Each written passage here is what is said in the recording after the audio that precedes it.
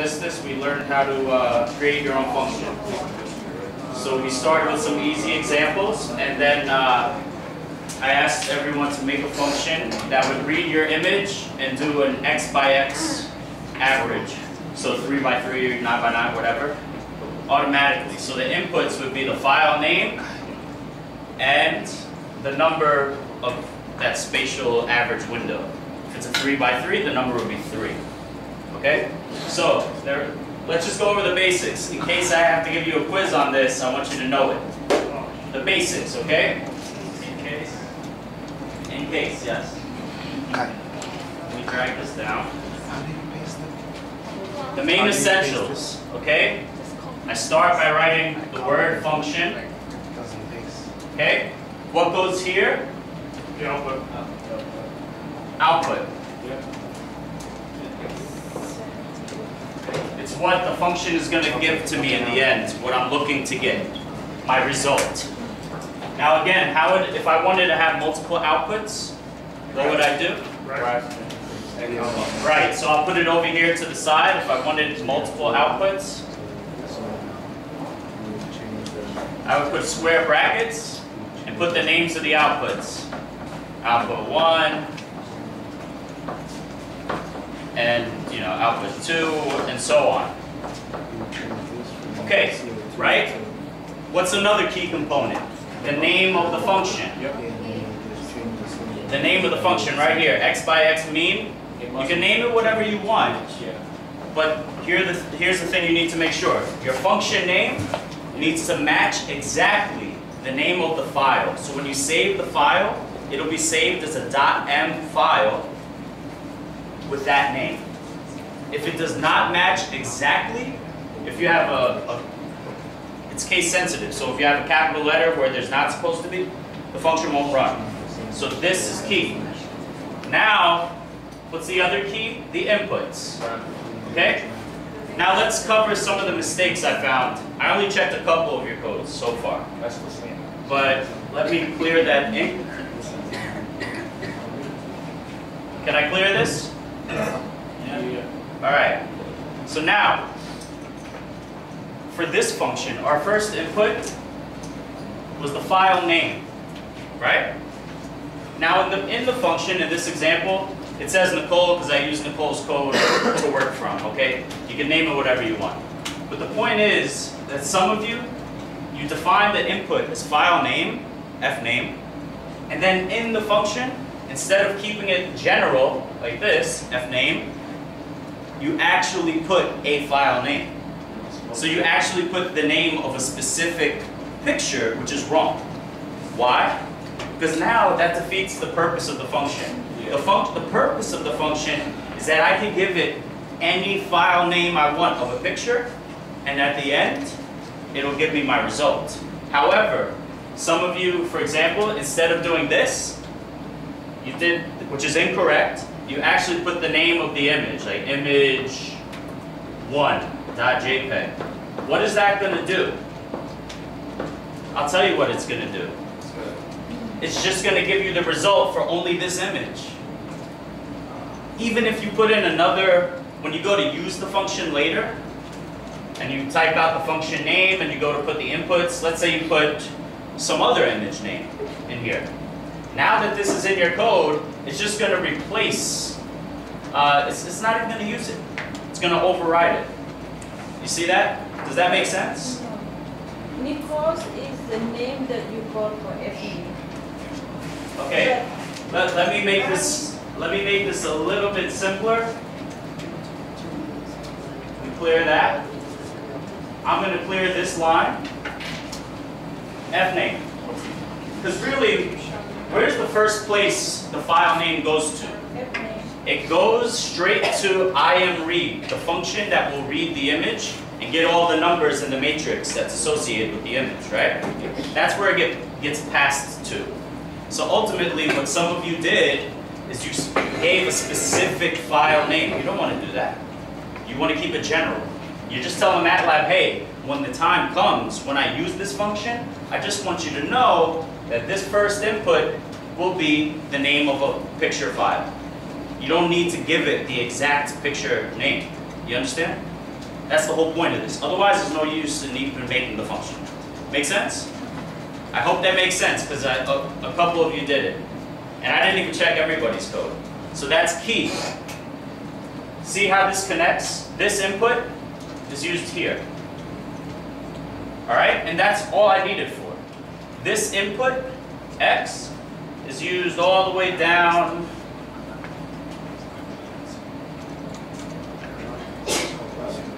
here. Okay, this line is off. Let me clear that.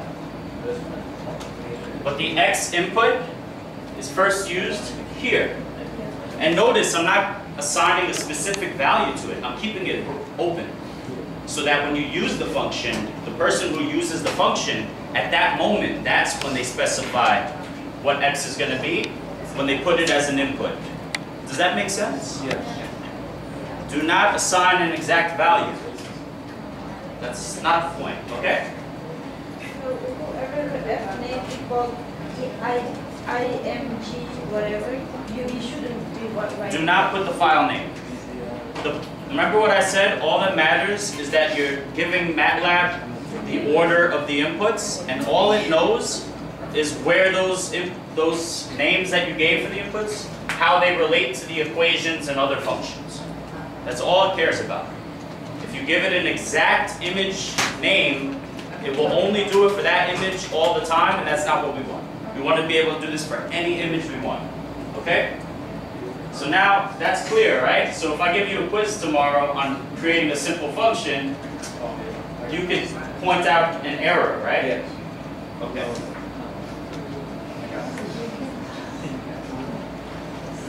So again, we start with the word function. We give our outputs. We name the function.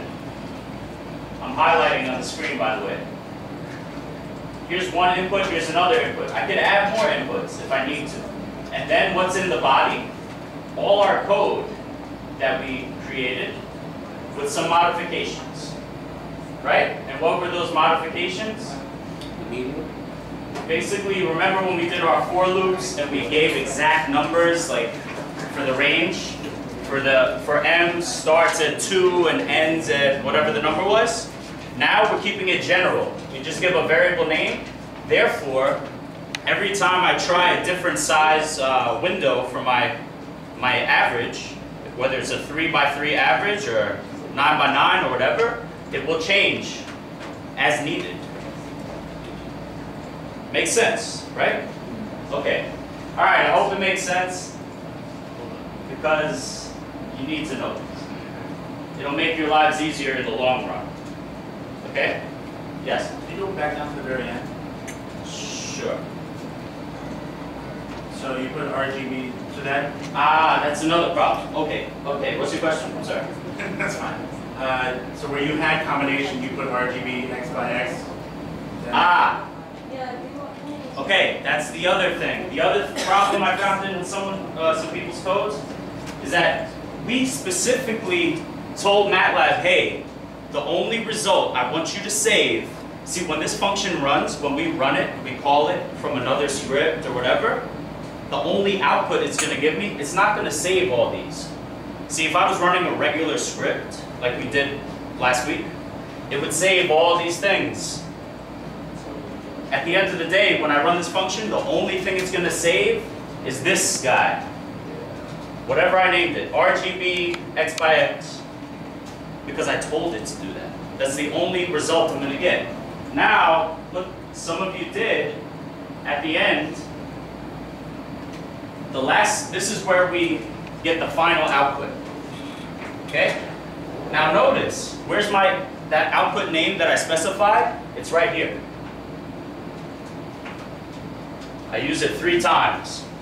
Why? Because in this case, I'm taking the averaged red layer and placing it in the first layer position of my output. The green layer, it goes in the second layer position. So we can't use the cat function? You could use the cat function. Just for those of you who don't know, there are many ways you can do this. There's just one way. There's a function called cat, which concatenates matrices. What does it do? puts them together in the order that you specify. So if you want to learn more about that function in MATLAB, what would you do? Help cat and read the description.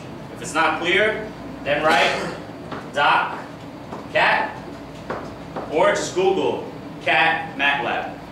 Okay? So that's an alternative for doing this. Let me just erase this.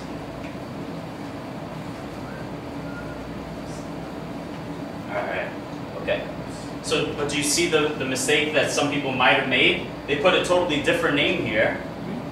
And that means they never even specified the output. They never specified that output name.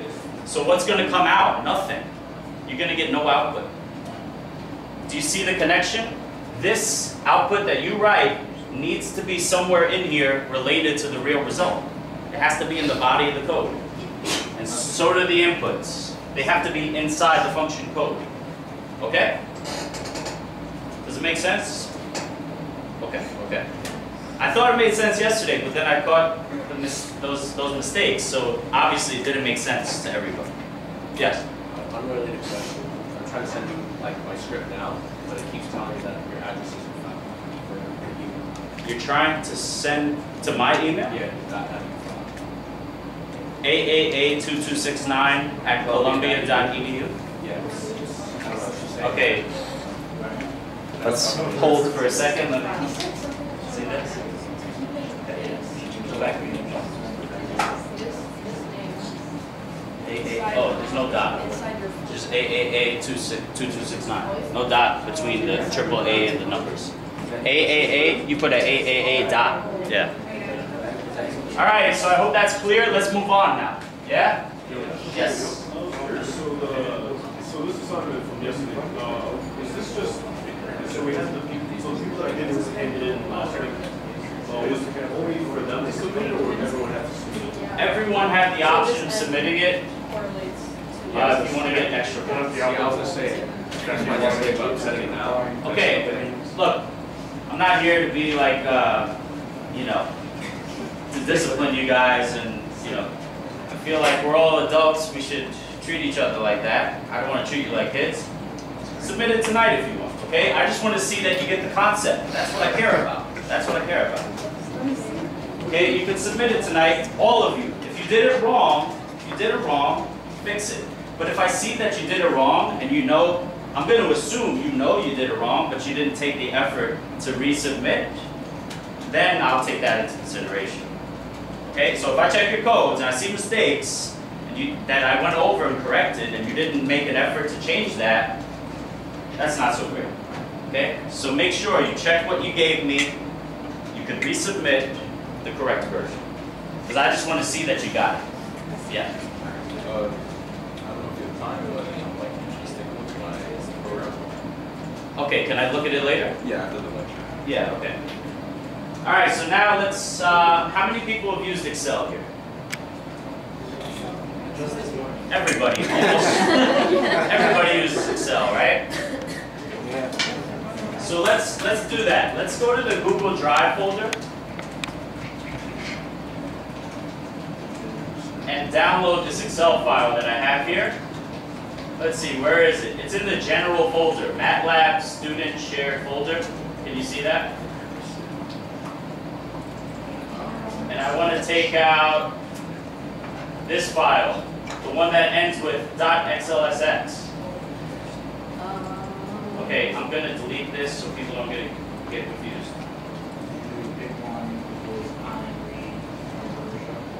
Does everybody see the file? Yes? Okay, I'll wait. I'm going to download it myself right now. So everybody has worked with Excel. That's good. Yeah. Just look for the file that ends with .xlsx, and the one that does not have the little squiggly line in front of it. You want this one. Oh, look at that. Look at that. Fascinates me. I'll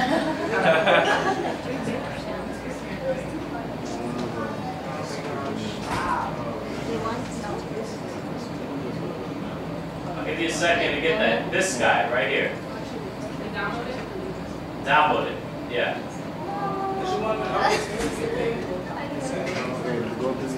Can you see the name clearly over here?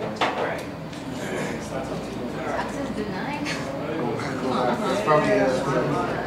Access denied. Reload the page. I deleted one that you shouldn't take. So maybe you're trying to open that, but it was deleted. So, how many people have it open? Okay. I'll give you 1 more minute to just get it onto your computer and get it into the folder that you're working in Matlab. Okay? More than I can.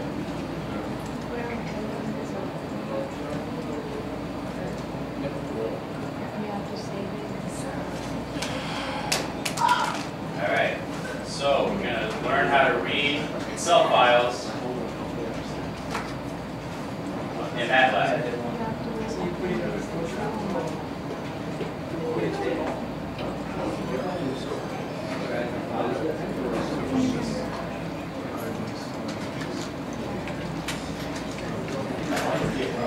Now notice, I changed my folder, my current folder in Matlab, to the folder that has my file, my Excel file that I downloaded. Probably when you download the file, it goes to your downloads folder. So just navigate there. Okay, so are we ready to go? Okay, are you ready to go? Okay, is you ready to go? And then you go here. No, you're not to go. You have to remember you have to navigate to the right folder that has the file. Click here. Go to the downloads, I guess. You put it in. Yeah, there it is. Just say open. Because you're in the folder now. Now there should be some audio files. Wait. Scroll down. Oh, 2017. Yeah, that's it. Yeah. Yeah, don't do anything with it yet. Just leave it. Just leave it. All right. I want everybody to be on the same page before I start with the code. Everyone has it in their folder, yes. Yes. Do you have it in your folder? You got Matlab folder? Yeah. Did you download the file? Okay. So what you do is, see, this is the folder you're in. You're in Documents, Matlab. You don't want to be there. You want to go to wherever you downloaded it. So notice what I did. I clicked here, browse for folder, and make sure I go to the folder that I need to be in. It's probably in Downloads. Matlab. Okay. It only shows folders, that's why you don't see the file. There it is. Now we're good. Now you can start practicing the code with me. Oh, we didn't have to open it. Oh, you already got it. Alright, you can just go to Matlab. Here, that.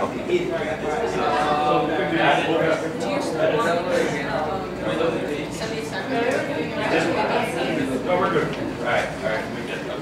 Alright, I think everybody's good. Do you have it in Matlab? Are you good?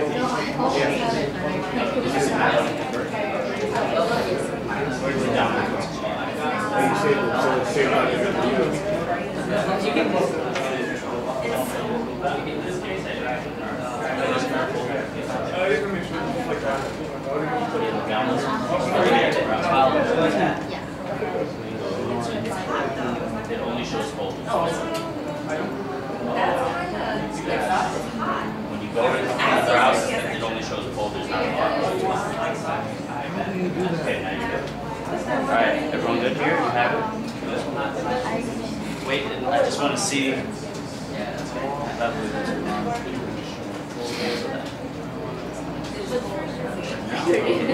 Okay. Alright, everybody's good. So let's start. So you have it in Matlab. But before we open it in MATLAB, let's open it in Excel, but not from the MATLAB window, from the folder that you have it in.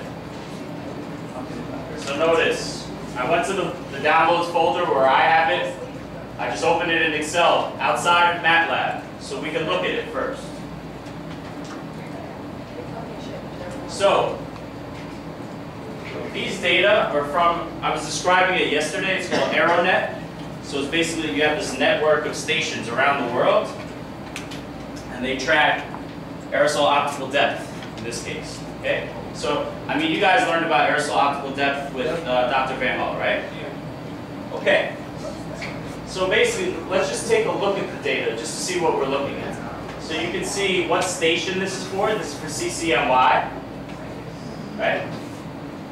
It tells you what version, which basically gives you an idea of how processed it was. You have the contact, Dr. Gross. Okay, so now you have the date, the time. What else do we have? We have all these AOD values. You see that? So just look around, see what's in there.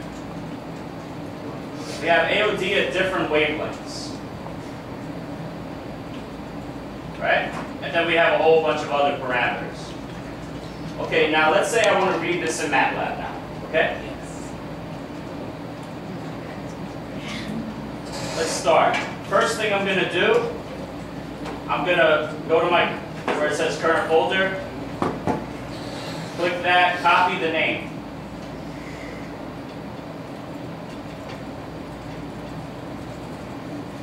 Copy the name. And now just set that to file name. Fname equals single quotes, the name with the extension, .xlsx. Right? Is that the right extension? Yes, it is. Okay. Okay, I'll put a semicolon there. I'll run that line. Okay, now I have the file name in MATLAB. So here's the function to read Excel files. It's pretty straightforward. It's called XLS read. Pretty straightforward, right? Now let's say I say XLS read and I put in the file name as my input. Notice MATLAB has this window that pops up sometimes and gives you hints on what the inputs are. By default, you could just put in the file name, but there are additional optional inputs that you could also enter, such as specifying a sheet in the Excel workbook, specifying a range of cells in a spreadsheet, and so on. Okay? So let's just start with the basic. XLS read file name, and let's just call it, let's set that to a variable name of data. Data equals XLS read of file name.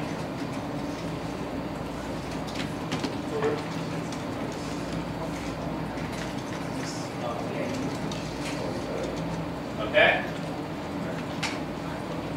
Before I run it, I want you to run it and tell me what you see.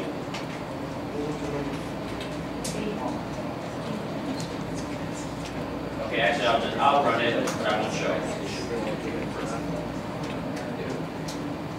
Okay, so if I go to my workspace just to see what MATLAB pulled out, right? What do you think we're going to see? Now we called it data, right? I can go to my workspace and go to that matrix data, double click it, and now it'll show me what that matrix looks like in the workbook. Workspace, I mean. Okay. Now, also notice the number of rows and the number of columns. 1,098 rows by 89 columns. Now go back to your Excel sheet and tell me, is this identical to the Excel sheet? No. No. What's missing? Do you have titles on that? Yeah, so MATLAB, when you just use the XLS read function like that, it just takes the numbers. It'll only take the numbers, which means it might start, I don't know, here, and it'll leave out everything else. Right? So let's see, which column did it start at? 0.5586. I don't see a 0.5586. What is it? It's this guy right here, column B. Actually, what happens is when it reads it, this is supposed to be time. We see it as time, right? 1324, so that's the hour, minute, seconds. But MATLAB, when it takes it in, somehow it sees it as a decimal number. All right, that's one thing you should be aware of. So it's starting there, and we know that because the next column starts with all ones here. You can see that here, right? Okay, so now, what if we want to get the whole Excel sheet? Anybody know how to do that? Yeah. You have to include the string, right? You have to include a string. Yeah. So I'll show you a better way to use this XLS read function if you want to get everything. Okay, follow me. So instead of, remember when I was telling you, guys, remember when I was telling, yes. Is it normal that it's missing like the time and date column? That's what I'm telling you. But some people's it's not.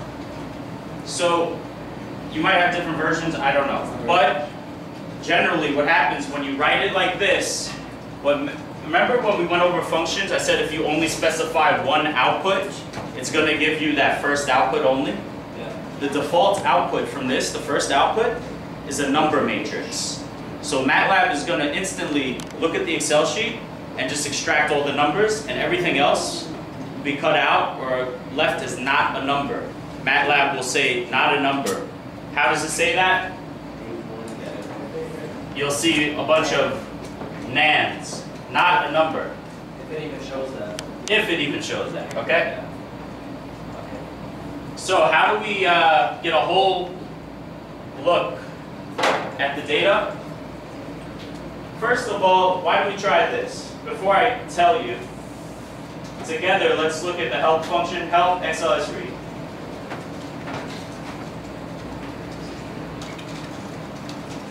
Now let's scroll up to the beginning of it.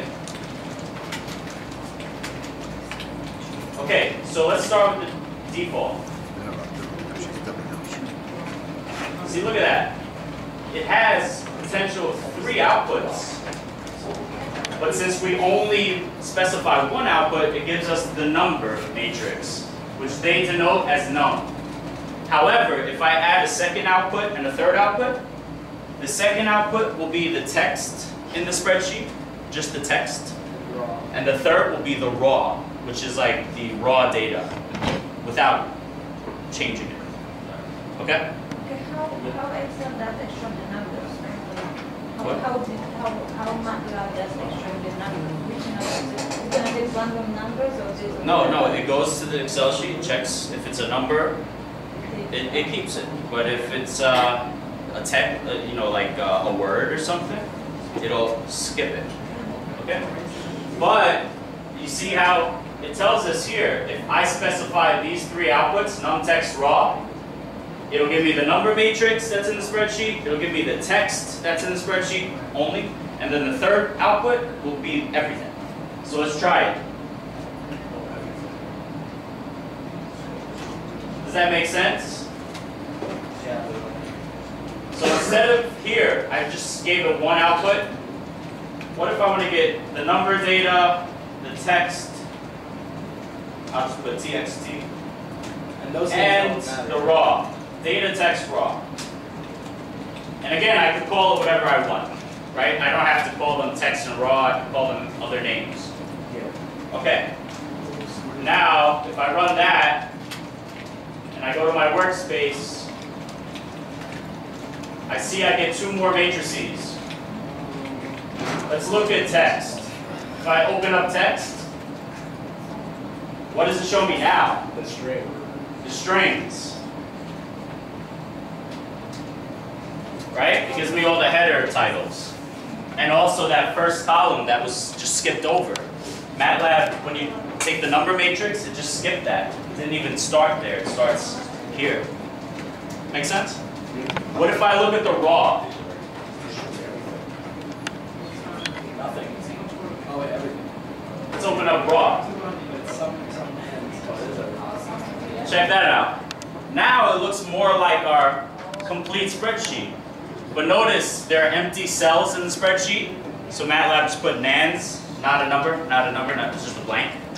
That's why you see this up here. But we can see we have all of our columns with the header titles and everything. Okay? So now, the thing you have to always be careful of when you read Excel files into MATLAB is, let's say you look at the spreadsheet and you say, okay, I know which column I want. Let's say I asked you to plot, let's just pick a column. AOD, no, not that one, that's all negative. AOD 1020, column 6 in the spreadsheet, right? Now, if I didn't check my data and clarify where the positions are, I might make a mistake. So let's see how that can happen. So let's say I only looked at the number data. And I looked at the spreadsheet, I said, all right, I want column 6. So I'll say AOD, let's see, what was it again? 1020? Here, I want this column. Right? AOD 1020 equals data, all the rows in column 6. Common mistake. I'll show you why it's a mistake. So I do it. I get all these results. I go to my workspace, I can open it up. AOD 1020. Now, let's just look at the values. The first 3 values, 0.0222, 0.0209. Now, let's go back to the raw data and see if that matches. 0.016. They look different, don't they? Yeah. It's from the data. Can you show what you wrote from the AOD? Because it's all at the bottom. It's not going to wrong. Okay. Exactly. Yes. Thank you. I just said that. Oh. So a lot of people, even when I started with the, reading Excel files, I didn't know about these 3 outputs. All I knew was that, all right, I want to read the Excel file, and I thought MATLAB just only read the numbers, and that was it. So I had to always go back to the spreadsheet and match up the columns. So the reason why it doesn't give us the column we really wanted, like I mentioned before, is because MATLAB is going to omit. If the first column is all text, it's going to skip that and go to the next column. If there are numbers there, it'll start at that column. If there are no numbers there, it'll go to the next column. And how can we really see that? Look at the dimensions in your workspace. Look at the number of columns in data and the number of columns in raw. So raw has everything, right? It didn't skip any columns or anything. It has 90 columns. However, the data matrix, the number matrix, has 1 less column, 89. So what does that tell us? It skipped the first column. So instead of specifying the 6th column, which one do I have to specify?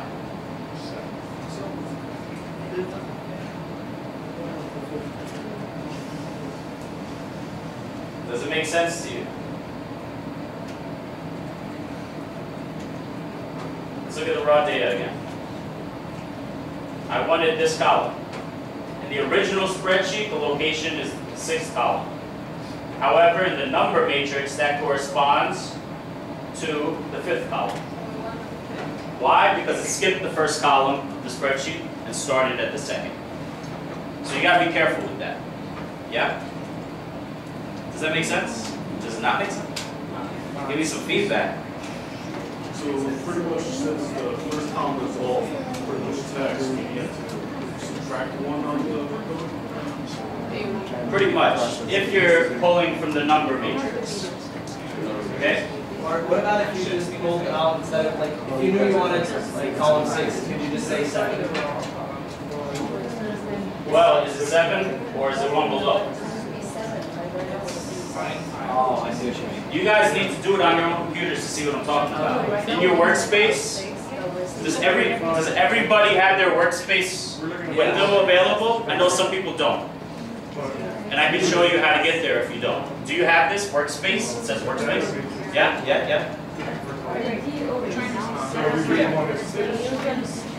Do you have a workspace? Okay, don't worry about that. Look at raw, open raw. Yeah, you have to go one down. So I said I wanted, I said let's just pick column 6, that data. Yeah. So I said AOD, the title is AOD 1020. And I said give me all the rows for column 6 and 8 of them. So AOD 1020. Name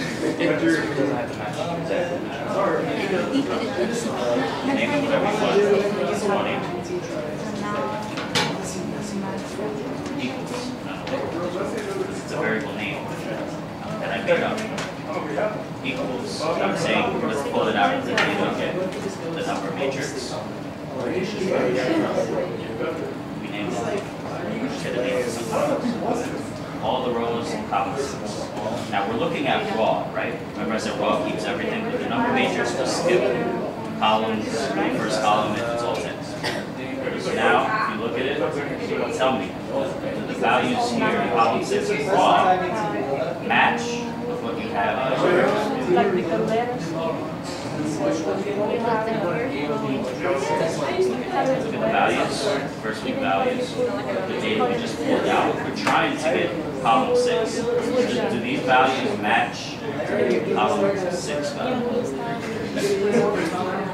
Okay, so there are 2 ways we could do this, a couple of ways we could do this. I know that my data matrix is my number matrix, and I know there's an offset. I know that the original matrix had 90 columns, but the number matrix has 89. So it skipped the first column, which means that if I want the 6th column from the original data, I need to go to the 5th in the number matrix, because it skipped the first column in the original. Does it make sense? Okay. So if I want AOD, yes? What happens if we use instead of data, if we use raw data? If you use raw? Will we have to do that? No, right? Hold on, we'll get to that. Why will you use? So the correct way to get that column 6 in the original data, in my number matrix, that corresponds to column 5. Okay? Now I can check those values. I see, all right, the first 3 values, 0.0169, 0.0154. Let's just see if those match with column 6 in the original. 0.01, yeah, it matches. Does everyone see this now? And again, the number matrix does not include this first column, it skips it. So the first column in the number matrix starts at 2, column 2. That's why. Okay. Now, another thing you should notice is that our number matrix is just a number matrix, right? It's type double. Now, raw and text are a different type of data. It's cell. So cell, dealing with cells, it's a bit trickier, pulling out values from that. Before we get to that, I'd rather get to that later. So what I want you to do is we're going to do some basic plotting. We haven't done any plotting, right? So let's just do a plot of AOD 1020. Everybody ran this line. And again, the correct column for AOD 1020 corresponds to column 5. All the rows in column 5. So if you don't have that, put that in your script.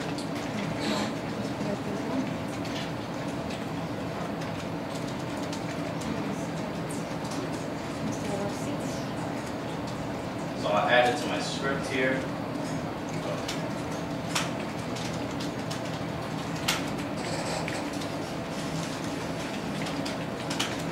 I didn't even put a comment, so I remember this. Data for AOD 1020 CCNY. Okay. All right, everybody has that? So just to plot this data, real simple. What do you think the name of the function for plotting is? Plot. Okay, so plot. Now, for this function, you can put just the y-axis values, or you can put the x-axis and the y-axis. Let's just put the y-axis. So our y-axis in this case, our y values are AOD 1020. AOD 1020. Let's see what we get. Enter. Okay. So most of the time it's 0.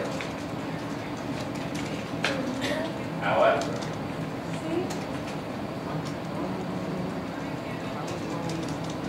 does everyone see that? What if I want to plot a histogram? Everybody familiar with histograms? Yeah. Yeah, it shows you the distribution of values and how many times they occur in your data set. Okay, let's try a histogram plot. How do I do that? Hist. AOD 1020.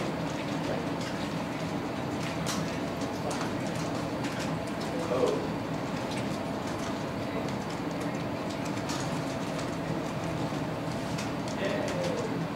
All right, so we see that nearly all of our values are close to 0, right? Right? Yeah. But what else do we see? There's a little bit of negative that. You got some negative, almost negative 1,000. What's that about? I'll tell you what it's about. It's data that we want to omit. It's not real data. They're like no data values.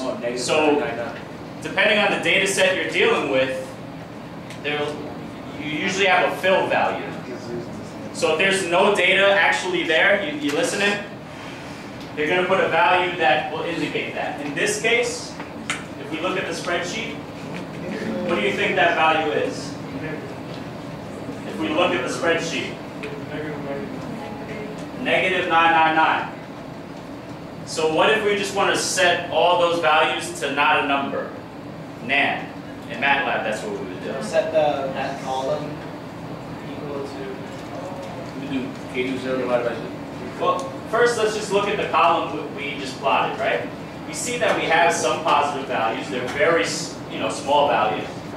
If we scroll down, we should expect to see some negative 999s at some point. Yeah. Okay, at some point.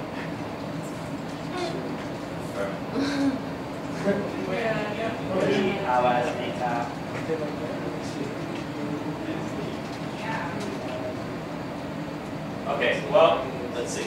How can we check for that? This is Control F. I want to show you, but we can check for it in Matlab. We know we're looking for negative 999. There's a nice function that I used to like to use. It's called find. So check this out. Copy me with this. Here's the function find. I can say find the name of my matrix. So basically I'm telling MATLAB, hey, I want you to find all the values inside my AOD 1020. That, let's just say, equals negative 999. Let's see if we get a result. Yeah? Everyone see that line? Yes. I'll give you a second to write that line in if you didn't write it in already. Save it to your script as something you could use for later. Yes? My code is exactly yours, but my plot is Completely different. Maybe I didn't. Oh, you know what I think I did? I have the wrong data column and I didn't correct it. Okay. Alright, again. Plot. D 1020. I don't get that. I don't get that. Okay, so let's see what you have now. I give them what they got. Let's see what we have here. Let's see. Do you get that? Some people get that? Oh. It's gotta be one or the other. Did you do a different column? I think I got what you got. Yeah, that looks like a different distribution there. Let's see. What column are you pulling from? 5. Okay. Okay? It's okay if it's different. We probably did something slightly different from one another. Let's run it again. Your row 5, your column 5 might be different than my column 5. Maybe. Are we all using the same file? If you opened a different file, My file, column 5 is your column 4. what version of Matlab do you have? Do you know? The newest one. The newest one. Okay, I have the 2013 version. There might be a difference because of that. Okay, I'll tell you what. If there's subtle differences, we know which column is the AOD 1020, right? Yeah. We go to the raw. One thing that should not be different is the raws. Wait, Paul, I know you started the Excel assignment a little early. Are you using the file from before? Without, did you download the new one? It says copy and I think so, yeah. Oh, you want to check it out? Yeah, let me check it out. Yeah.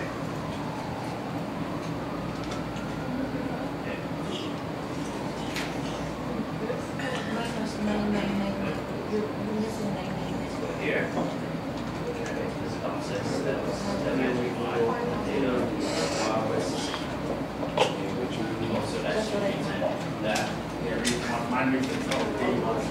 Okay, all right, guys. For whatever reason, on some versions, all right, maybe in the newer version, they made some updates to MATLAB and they allow it to read that first column as a number. Okay, that's okay. So some people, like Paul, for example, in his number matrix, it didn't skip the first column. Somehow it read this text as a number. The key thing you just have to know is you got to look at your original data and make sure you're looking at the right column in MATLAB. That's the only thing. Okay? So I'm looking at the values for AOD 1020, which is this. For me, that corresponds to column 5. It might be a different column for you. Make sure you're looking at the right column. And I showed you how, right? Yeah. All right. Adam? Yes, sir. I just tried to find it in like the raw and it says you can't do it with a cell. Yeah, we didn't do that yet.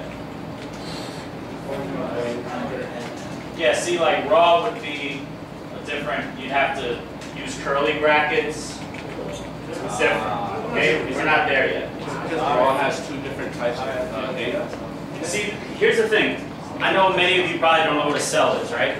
Why would you use a cell? So in a number matrix, you have to have like the same number of elements per box, let's say, right? In a cell, you can have an uneven amount. So let's say one cell has like 4 separate values, another cell has like 2, so they don't have to match up. But in a number matrix, it's like you have a single value per box, per cell. Does that make sense? Yeah. Like you can't have it has to be symmetrical almost in a number matrix. In a cell, you could have different types of elements in each box. So you could actually mix like string with number and all that. That's why the raw matrix gives us everything, because it gives you a mixture of all the different types, numbers and strings, text, characters. Two different. Okay, but they're a little trickier to work with. Not impossible, just a little tricky. Okay, anyway, so I'm going to go with this, all right? I want to use the find function and make sure I have no negative values. AOD 1020. I mean, you could run this and see if you get any results. So I have 3 values. So I scrolled down that column, I didn't notice, but apparently in that whole column, I have 3 values that are negative 999. So what did the find function do? I said, hey, I made this matrix. It's called AOD 1020. I made it up. Now find all the values inside that matrix that equal to negative 999. What does it give me as a result? By default, it It gives me the index positions, not the values, but the index position inside the matrix that equal that value. So it's giving me the address of those values. So if I want to remove those values, let's say I want to set them to equal not a number. Yeah? Yeah, I see some of you falling asleep, right? I gotta set my red eye down. I'm gonna start falling asleep. Okay. Yeah. The 297 is the index. This means the function find. So the question is, the index, for example, the first index in this result is 297. How did you find it? Well, I didn't find it, Matlab did. I mean, I used the find function. Basically, it scanned through all the numbers from the first value, from the first row down to the bottom row, and it said, oh, the 297th value is a negative 999, and so is the 569th value, and so, right? Yeah. Okay. So how can I set those numbers to equal, let's say, not a number? Okay, let's try it. So I use this find function. Instead of not setting it to an output, let's set it to an output. Remove index, let's say. Okay? So now it'll be saved to this.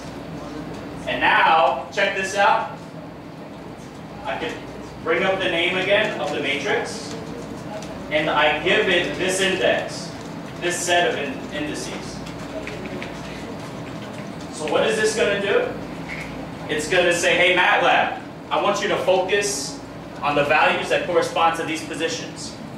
So if I just do that, it'll show me what those values are in those three positions. You see that? Yeah? Have you done it too? Did you see it and do it, or did you just see it? Okay. So now, what if I want to set it equal to not a number? Because it's really not a number. It's not really data. Capital N, lowercase a, capital N, not a number. This is a Matlab thing. Maybe in Python or R it's different, okay? But if I do that, it'll replace those values with nans. Now, let me plot the data with those negatives out. See, it looked like it was just, hold on, it looked like my plot showed, I forget what it was exactly, but it looked something like this, right?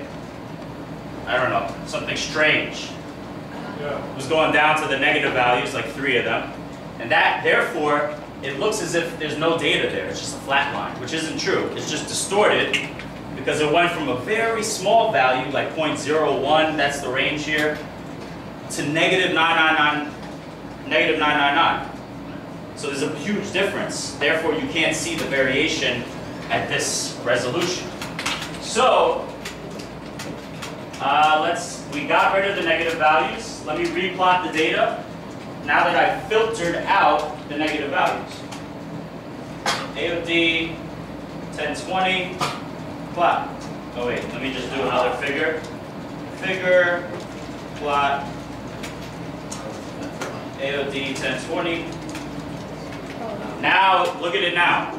See, we couldn't even tell that it would look like that before because those huge negative numbers, which are actually filled values, or values you want to filter out, were distorting the signal. Yes? Before we remove those values, I mean, did you try doing the figure plot? Yeah, I did. What did you show? Okay, so let's compare. So if I'm going to close all my figures that are open, I say close all. That'll get rid of any figures I have laying in the background.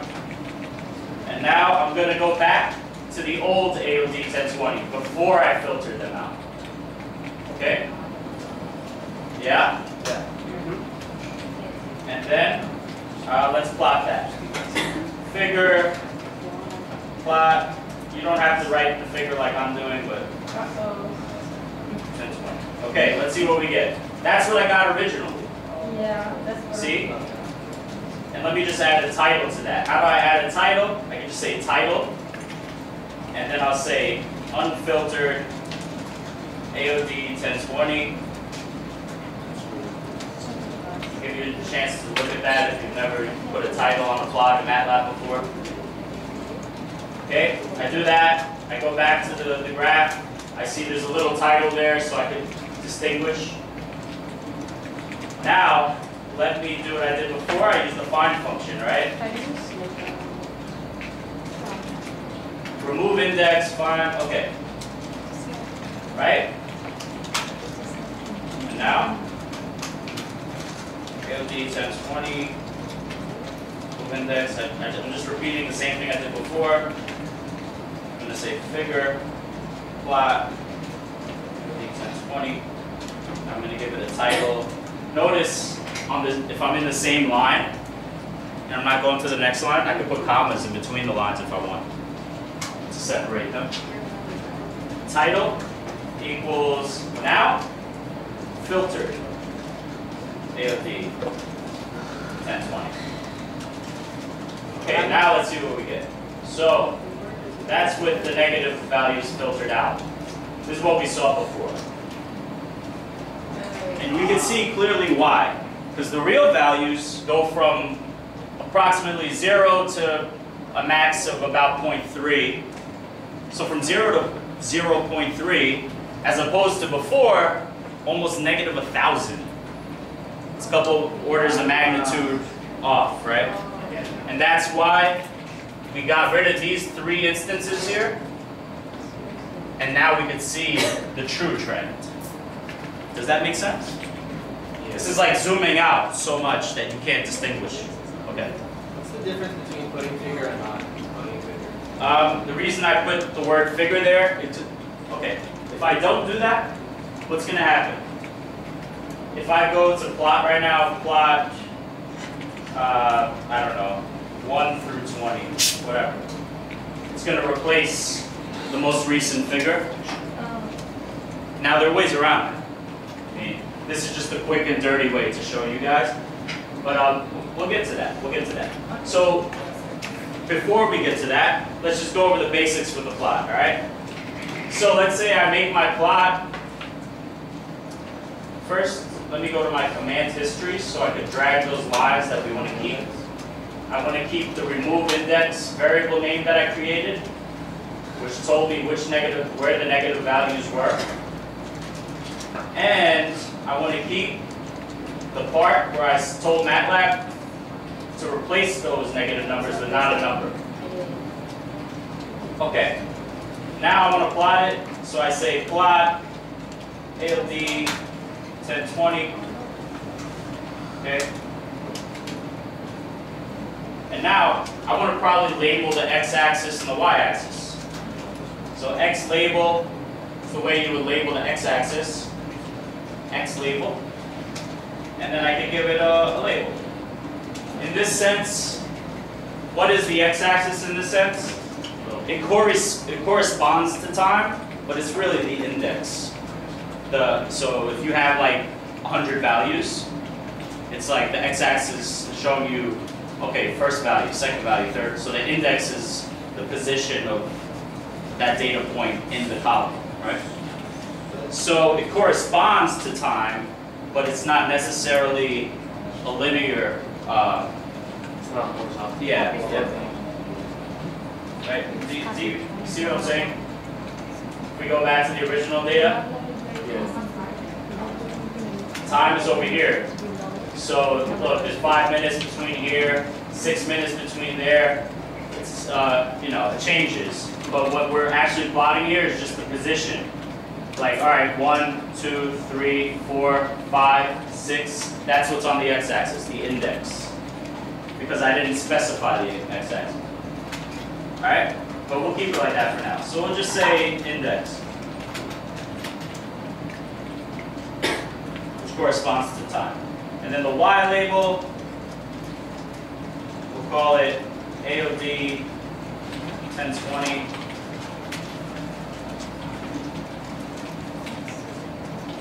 Okay, that's how I label the y-axis. I can give it a title.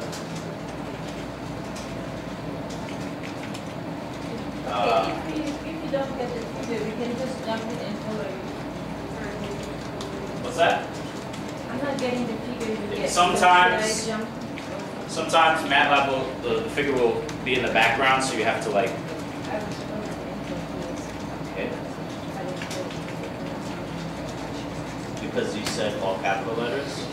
So when you write NaN, put capital N, lowercase a, and uppercase N.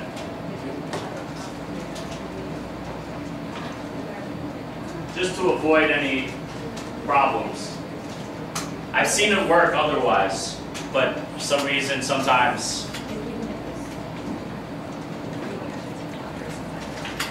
Okay, let's see what you have.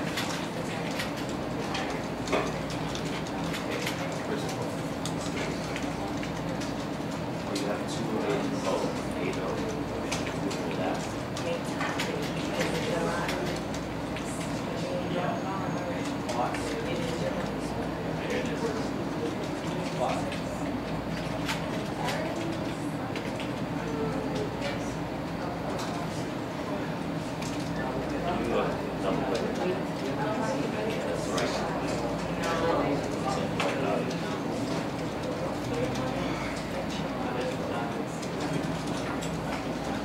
Oh, you didn't remove the problem.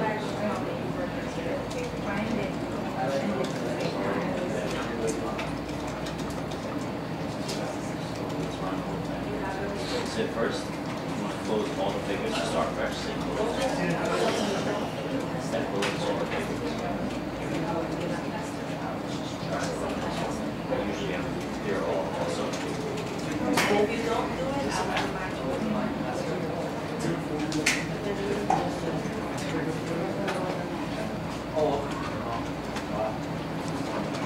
Oh, you know why? Because you type put 8 up.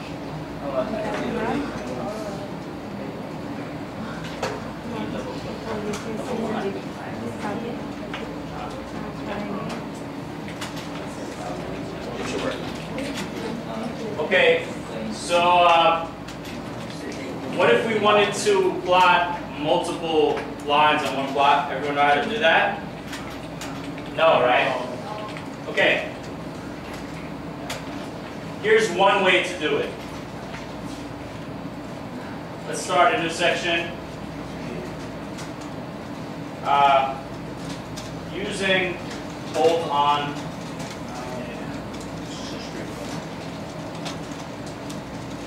to add data to a plot. Okay. So, let's say this is my most recent plot, right? Our filtered AOD data. Is everyone keeping up, or I don't know?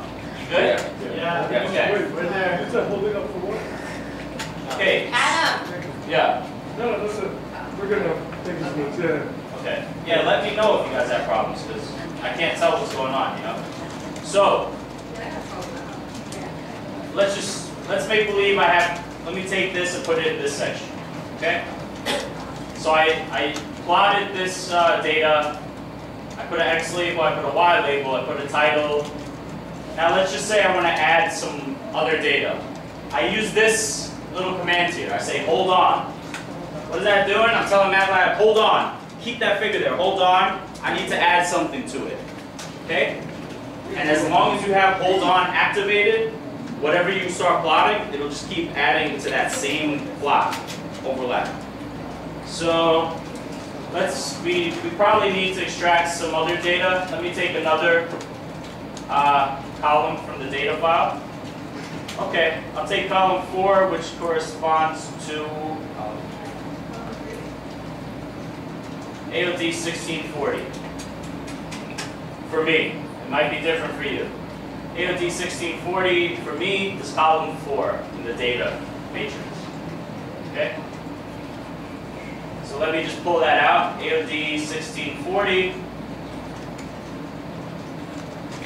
equals data, all the rows in column 4. Okay? I'll do that.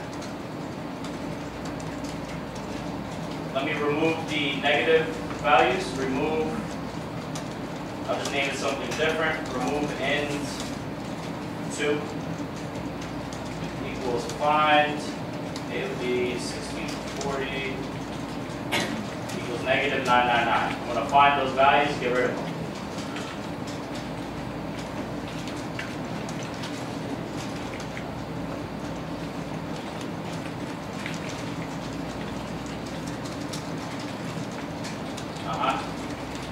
Oh, there. So we run that.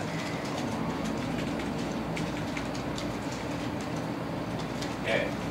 So now I have another data set. I have the AOD 1640 pulled out. I removed the negative values. And now since I said hold on MATLAB, I want to add to that plot.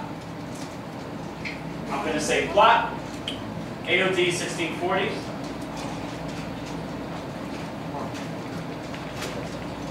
I'll run that, and what do I get? Okay. Let me close all. I'll close all just to start fresh, and I'll run this whole section. So it looks like they're overlapping, and they're the same color. We don't want that. Let's give it a different color. Let's make 1020. Let's make it black. So I add this optional input. And if you look at the help function for plot, they should tell you all the different symbols for putting in different colors and stuff. Let's see. Yeah, here. Check that out. So if you want to make the line blue, you put a B in single quotes. Green, you put a G, and so on. You can change the symbol type.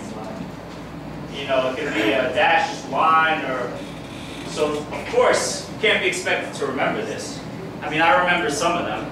So if you ever want to specify a certain color or symbol type, you could go to the help function for plot, and it lays it out for you.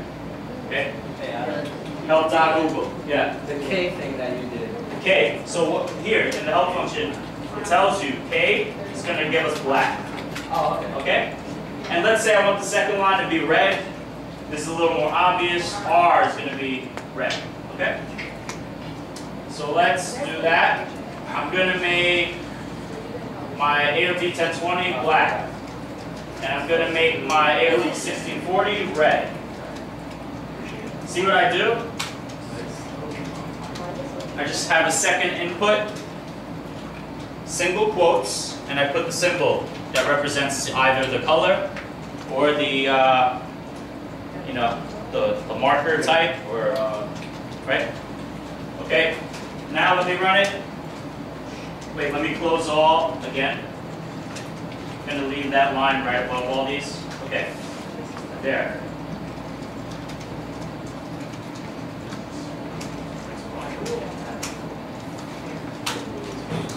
So we see that for AOD 1640, the second one we did, it cuts off about midway.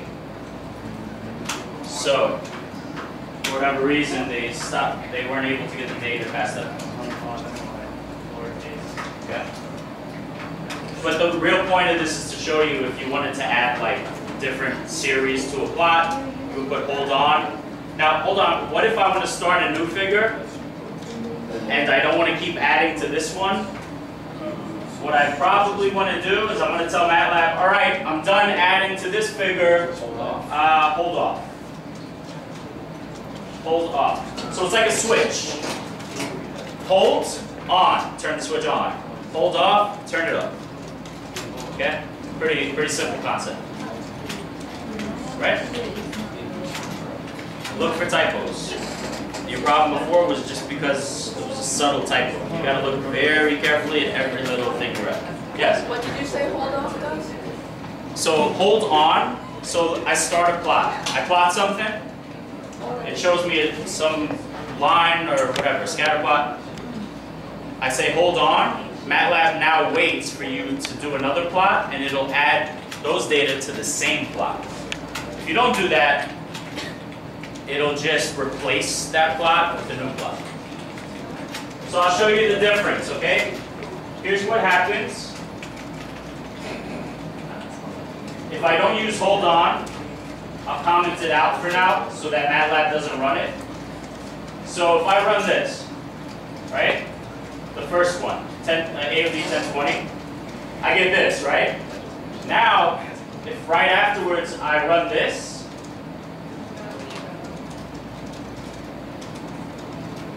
I didn't plot it, okay. It replaced it. It replaced it. Do you see that? It got rid of the first thing I plotted. So if I wanted to plot them together, then I would use hold on right after the first plot, add all the other plots I want to that same plot, and then when I'm done, say hold off. Does that make sense? It's like you walk into a room. It's pitch black in the room. You want to be able to see. You turn on the switch. When you're done with the room, you leave. Hopefully you turn it off. It's the same thing. It's turning on a switch to turning it off. Okay, yeah, questions? So, if you run the code the way it is without the hold on and off, it'll only give you one plot? It'll stay on that one plot. Now, there are a number of ways we could add new plots, okay? Here's another way. And you could write all these different ways and then keep them there, and then if you don't want to run them, you could comment them out. What do I mean by comment them out?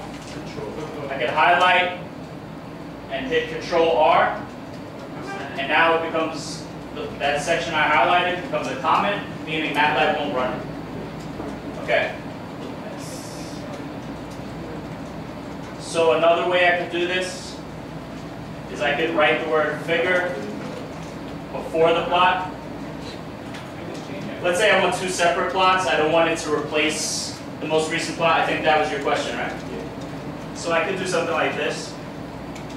Just put the word figure. What MATLAB's going to do is that'll initiate MATLAB to just open up a new figure box. That's what it'll do. Even if it's held on? Let's see.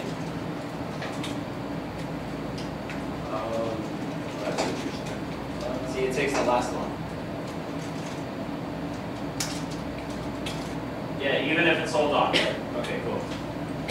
Okay.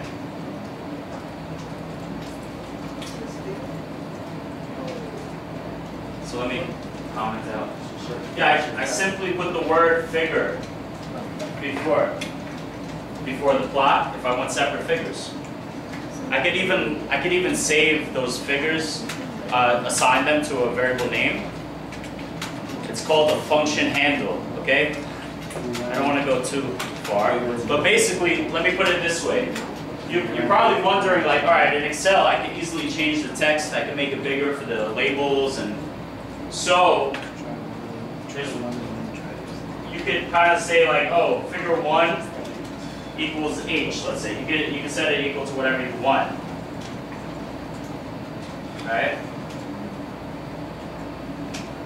And then I could use this function called the set function. So let's look at the help documentation for that. Does it matter if you put figure before or after the plot? If you put the word figure after the plot, here's what's going to happen. The plot that you plotted will pop up, and then a blank figure will pop up right after. So, what does this function set do? Set object properties. Well, a figure is an object. Okay, it's an object, let's say. And if we assign that figure to a variable name, say H, in this example, H refers to some figure that you're trying to display. And now you could change all its properties in one shot. It's, the font size, the color, and all that stuff.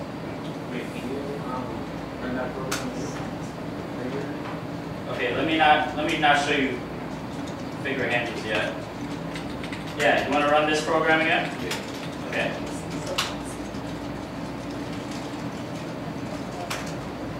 But no, both together in the figure. Okay. Like that? Yeah.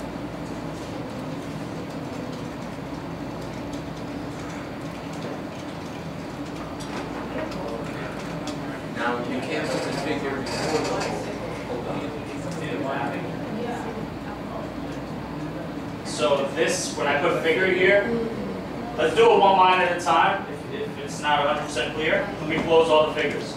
This line, what does it do? Opens up a blank figure. The next line will plot what I wanted to plot on that current figure, right?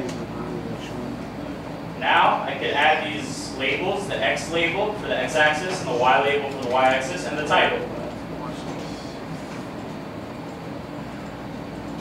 Right? It adds that. Now, in this case, the way I wrote it, because I have figure here, hold on, it's not even going to be relevant. Okay, so I'll comment that out. So now, I run this, which filters the data, and what's going to happen? I'm going to plot a new figure, figure 2. Notice their number. Is it figure 2 now? And it's going to plot this on a new figure.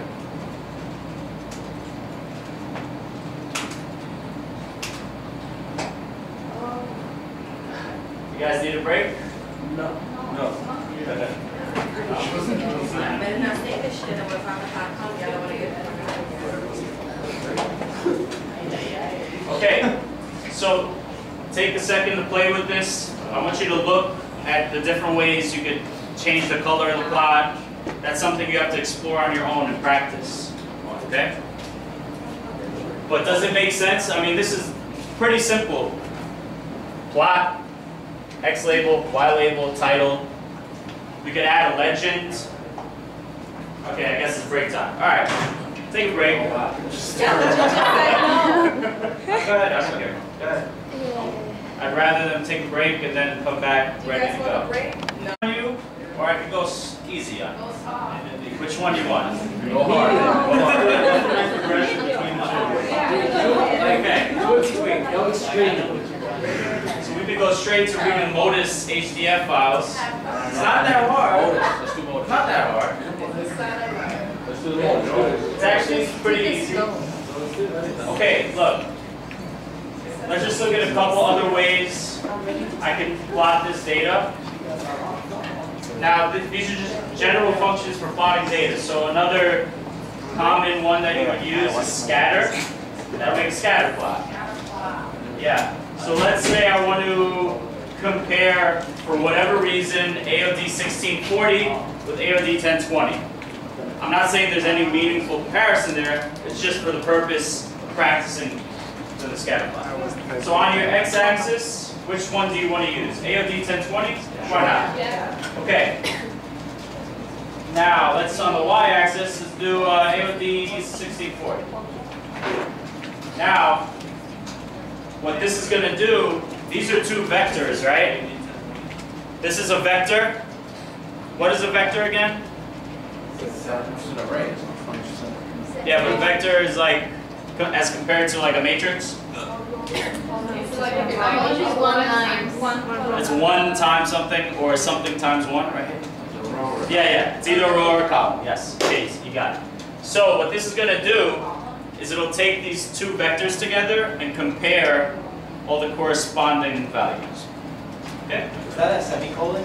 Your mouse is over here. Oh, just a comma. Okay. Oh, okay. That's so. And we can put color in this too. And I want you to use the help function, say help scatter, and look at what other things you can do with it, okay? So it compares the respective like cells.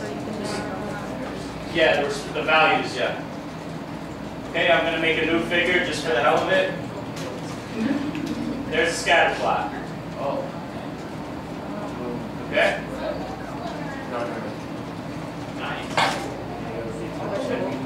Oh, she. So we'll plot the points.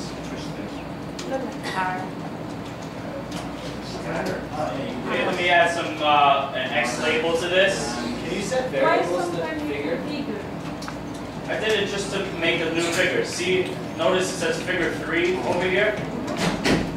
And if I look at the other figures, figure 1, figure 2, because I didn't want to get rid of these. Can we put a timeline on the Scatterplot? Yeah, you can. So let everyone practice scatter for now. If you want to look into it, there's a function called polyfit and another function called polyval. Okay?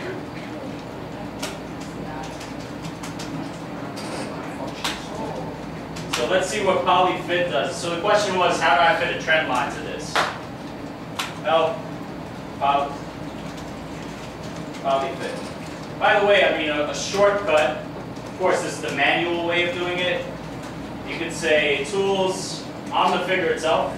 Of course, imagine if you had like 600 plots you wanted to pump out. You're not going to manually fit a line to each one, right? But in this case, from the figure, I could go to tools.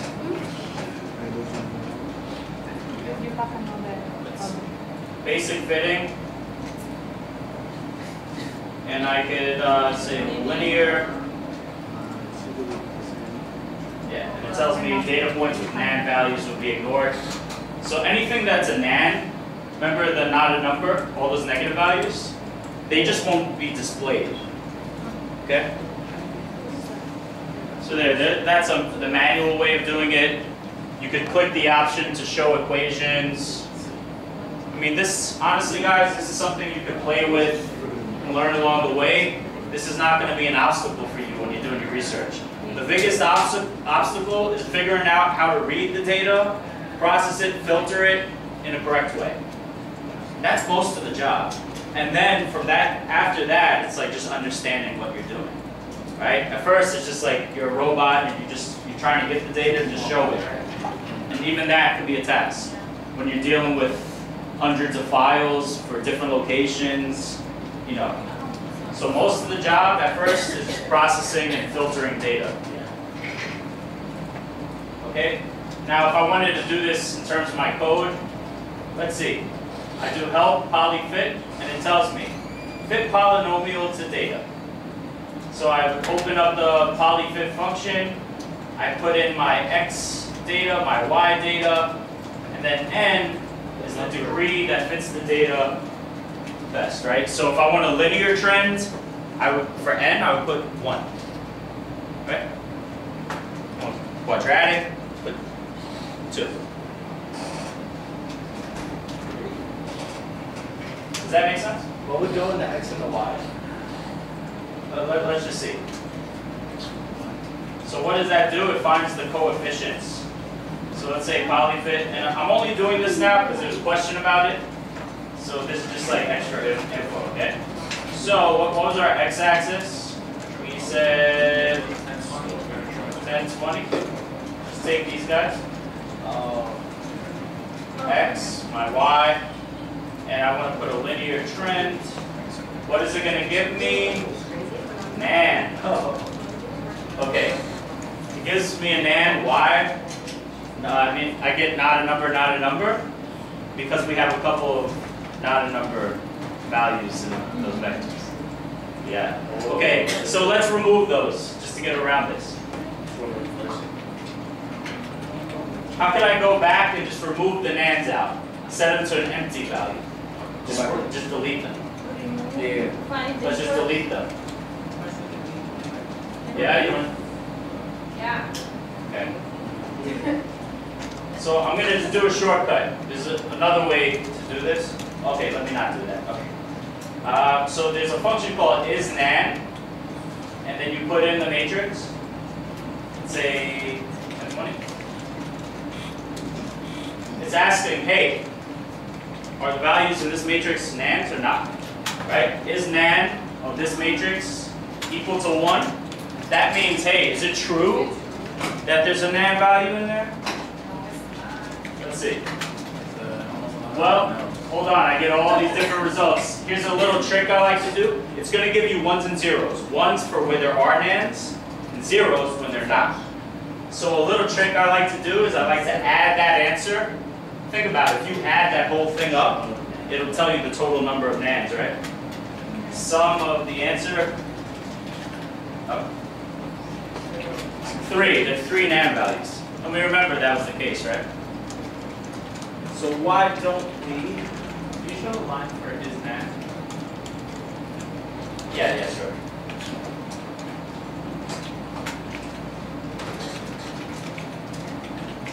Thank you.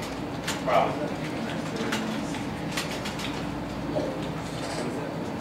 Search check that. What it means, again, what it means, there's a function isNaN. It basically checks the values in whatever array you give it, and checks if it's a NaN, not a number, or not in there. By me saying this, using this logical operator, double equal sign, it's saying, is it true? One is true, right? Is it true that the values are NaNs? Therefore, it'll give me, for every value in the vector, it'll give me a 1 if that value is a NaN, and a 0 if the value is a false. So I mean, if I look at the result, right, here's my result. Check it out. I see a whole bunch of zeros. That means it's false that they're not a number. They are numbers. And wherever those ones are, that's where there would be a NaN. There would only be 3, right? Was that? Would there only be 3 1? Yeah, there would only be 3 ones. There's somewhere in there, there's 3 ones, okay? So does that make sense to you? Yeah. Why don't we make this, let's just show you a couple little tricks. Why don't we go back, and instead of setting it to NaN, let's just set it to an empty value. Just delete it. But we have to be careful when we do that. Like if you, all right, so I pulled out my AOD 1020, let's say. Yeah. And there's a NaN value in row 1. I delete it. Now I pull out another column of data that has NaN values in a different location. Not row 1, but a different location. I delete that. Now they're no longer on the same corresponding position as they were before. You just put 0. So, But a 0 could mean something. But if it's a multiplication, how what? if the operation is multiplication and you put 0,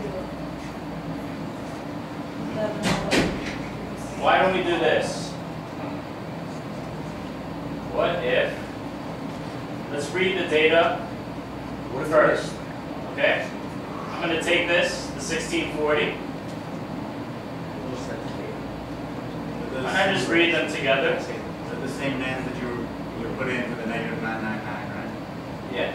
So instead of an and, I'm going to change this in a second. Okay.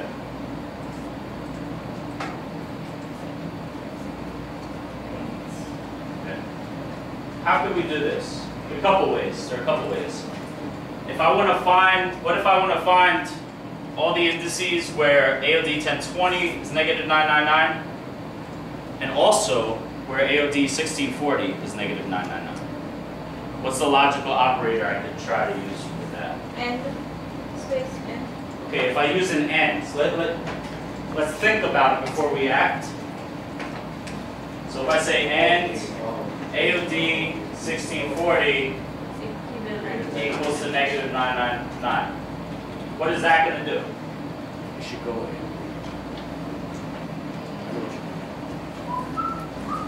You would want to Alright, so I've got a -999 here, I've got a 1 and a 2. Does that mean that it has I've got it. Let's say I have 2 columns, okay?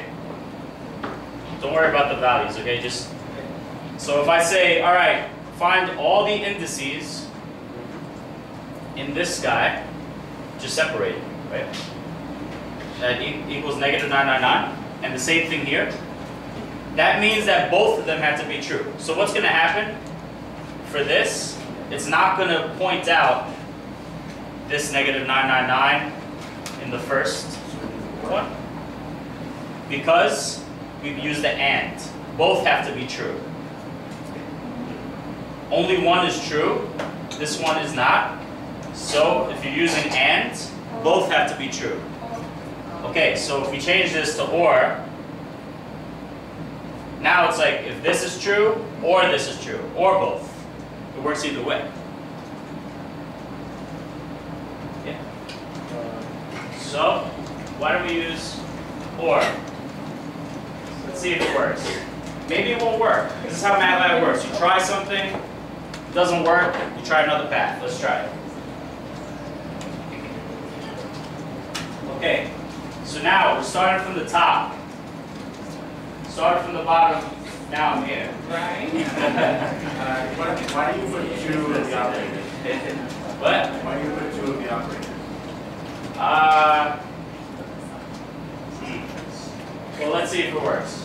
Sometimes you put a 1, sometimes you put double. Whenever it gives you an error and says, oh, you used double, just reduce it to 1 and vice versa. Got it. Okay. Okay.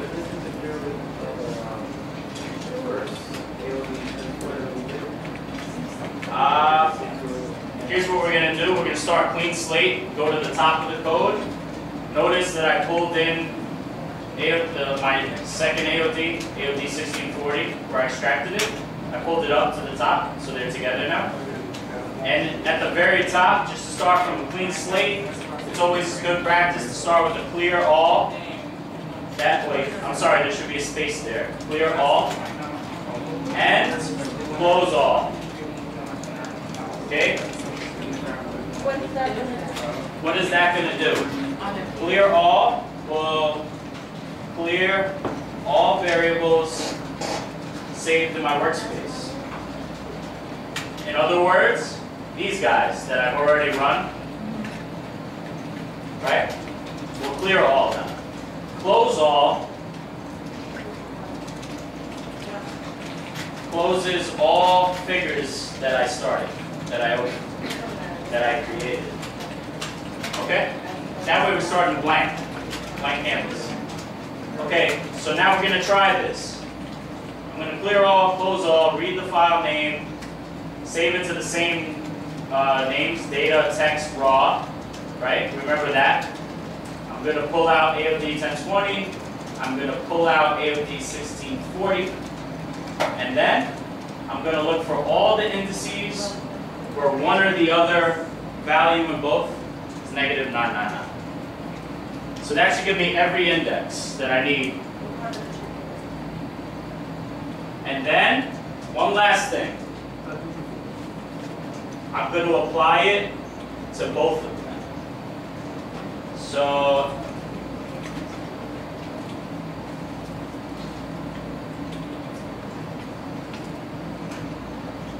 let's see if it works. Instead of setting it equal to an AND, the whole reason we're doing this is because someone asked a question about polyfit. We tried to do it and it didn't demonstrate what it does because we had some NAND values. So now I'm showing you how to get around that. Instead of an AND, delete 2 square brackets. That'll remove that row. And the same thing. So before we run this whole thing, let's just run up to this point where I identify the indices.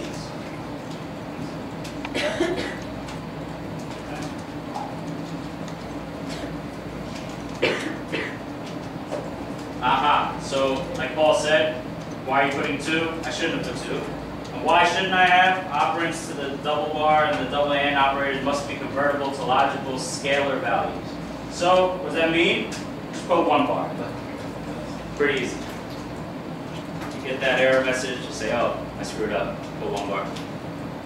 Okay, so I run that. And now I get all these indices.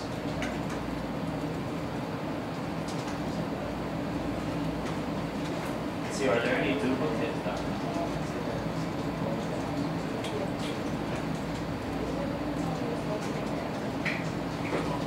Now I'm just curious if we have any duplicate values. It's possible. So, let's say, what's the length of my remove index vector? The length is 600, so I know there's 661 values that I'll need to remove. What if I say unique remove index? That should give me, and I just want to know how many elements are in that. So num L of all the unique values. 661, same. Okay, so no duplicate. Okay. So now let's run this. It makes the 1640 much smaller than 1020. The 1640 has like 660 values, so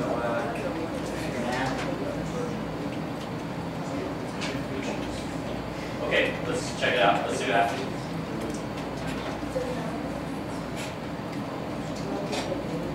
But at the end of the day, my final AOD 1020 and AOD 1640 should be the same size, right? How many rows do you have for both?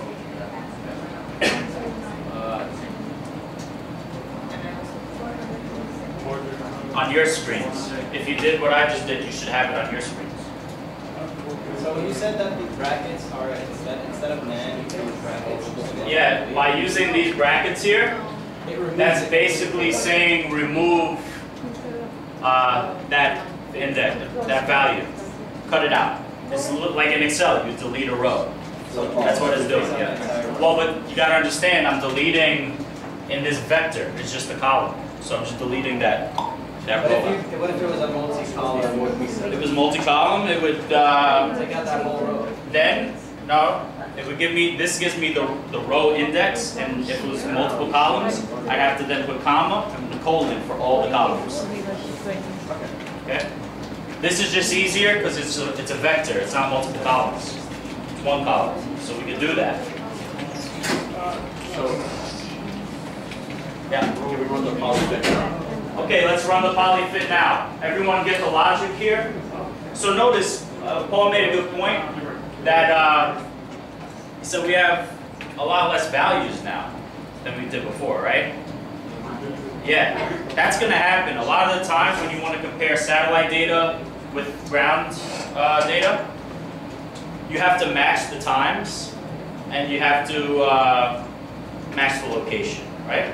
But on top of that, sometimes, for example, with aerosol optical depth, you don't want to have like cloud cover, let's say. Or let's say you're just trying to calculate the surface area of a water body. Let's say that. If you have clouds in the way, you can't use that data. You got to scrap that file. Otherwise, it'll be not a number, essentially, in Matlab. So what ends up happening is you could download 100 data files from satellite data, and you have all this ground data, but when you go to compare it, you have so many nans, at the end of the day, you have no points to compare. So that's actually a good example. Now, so I ran this. Let's go back to polyfit.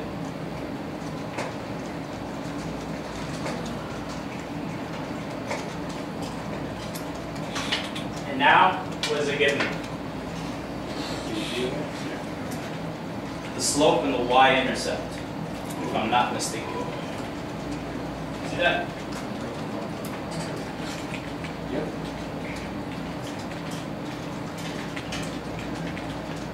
And that's how you could get, ultimately get on your way towards fitting a line.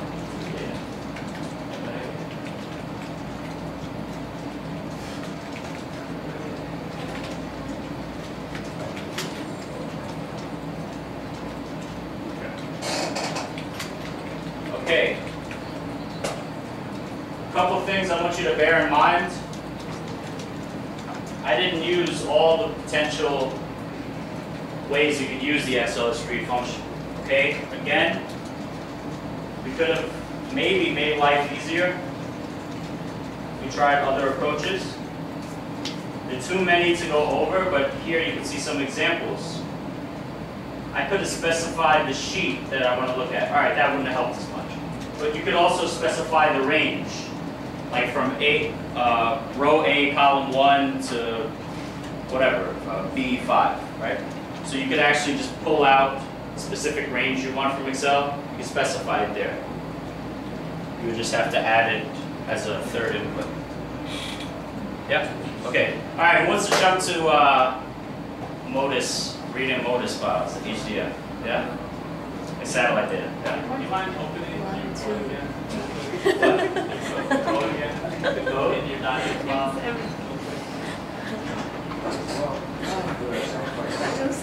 Might as well do it now. Okay, let's see what it is. Sometimes on the column and the same column you use for this, it does work, but I want to know why. Okay, You said all the column. so what am I doing here? I'm finding an index, the indices in each one, where I have a negative 999 in either one. Okay? So whether one of them, if I were to put them together next to each other, if one of them has a negative 99, I'm going to delete that whole row. I don't care if the other one is a real value, because then I can't compare them. The whole point is I want to compare all the adjacent points in the columns. If one of them is invalid and not a number, I don't need that other one that corresponds to it. So I just get rid of the row. That's what I'm doing. I take these indices and I remove those indices from both. So by doing this, it cuts this down to whatever number of rows it said it cut down to. And then I apply the same thing here to remain consistent, so that they match each other in the same instance in time. Okay? Yeah? I forgot how to do the Trend line?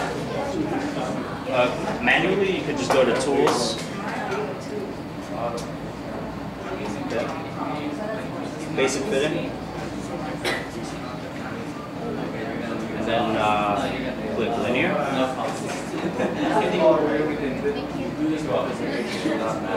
Alright, so let's get into reading an HDF file, okay?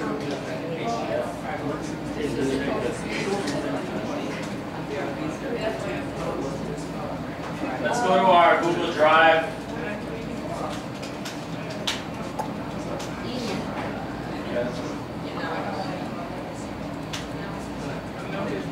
Here, I have one file here for you.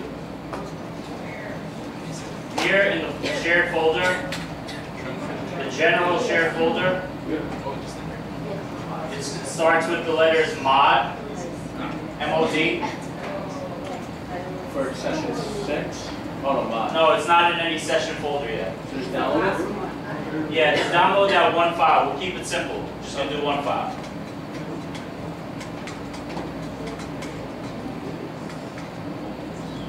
Oh, what is this? Command?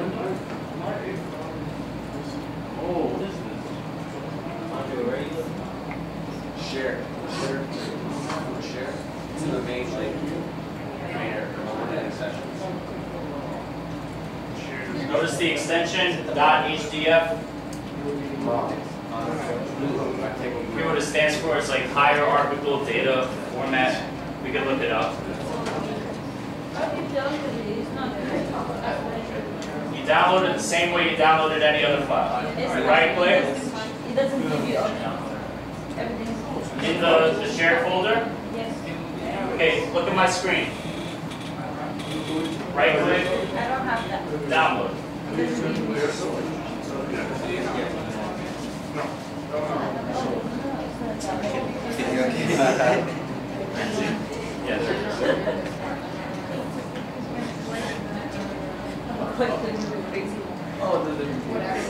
Almost at the end. Reload the page. So it's not the actual file. You're not connected to the internet, that's okay. Alright, everybody get the file? Okay. Now, since I've been pretty much hand feeding you guys this whole time, before I, should I do it that way? I'm going to give you 5 minutes. I'm a professor, let's say. I'm not really. I'm a PhD student. Let's make that clear, okay? But let's pretend I'm your professor, and I say, all right, I want you to analyze this HDF file. I want you to be able to read it. I don't know how to do it. I just know that I need it. Here you go. Figure it out. What would you do? All right. You'd probably email me, and then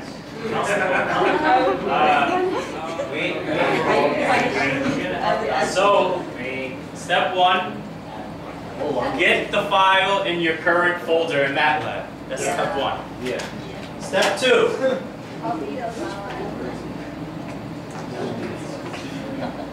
Step 2. What do I start with? You want to drag the file? First of all, you probably don't know the name of the function. So if you really didn't know anything, Look it you'd up. have to say read HDF Matlab.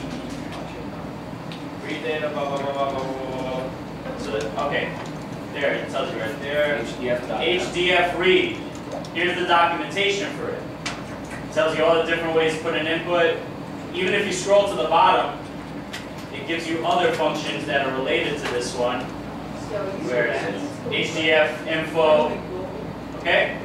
Now you know the name of the function. You can put it in MATLAB. You can say HDF read. And you can look at the description. Alright, right? You know the name of the function that would read it. So now, I'm going to give you till 3:15 to try to figure something out. All I want you to be able to do is read the latitude, the longitude, and the latitude and longitude. See if you can get there. You got till 3:15. That's 10 minutes. That's 8 minutes. That's 8 minutes. Okay, even better. For now, latitude and longitude. And guess what? It's not that hard because MATLAB kind of spells it out for you. There's a little trick to it, but you have to know what the name of the data set is embedded in the HDF. But let's see what you guys come up with.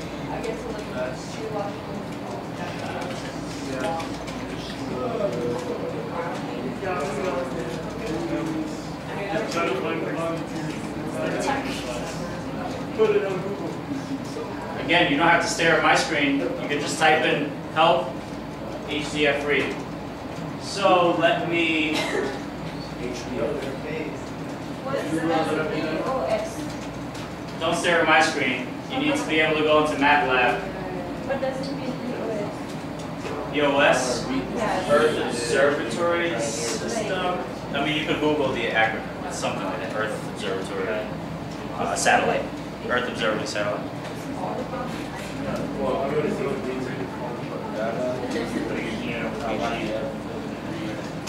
Okay, did you write the code to get it? Write the code to get it. Guys, bear in mind, there are other ways you could get the data, quick ways. But I want you to write the code to get it. So if you do some little special tool, use some little tool to quickly get it, that's cool, that's a start. But now, how do you write the code to get it? Because now, let's say I have 600 of these HDF files. Think of this. This one file is one release, so it's kind of like one instance in time. So it's taken at a certain time of the day at a certain location.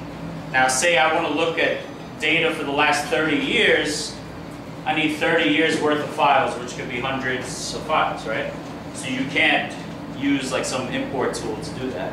Well, anyway, it's better to have a code that you could run and automate. I'm not going to give you any hints. Now it's for you to think on your own. Afterwards, we'll talk. Wait. You got to be able to think on your own for a little bit. No, I have to bring it on the thing, but it's giving me a tool. I want you to explore. This is when I first did this. That's what I thought. I'm like, why are there two of them? You know, you got to think about it. You should not use this function yet, right?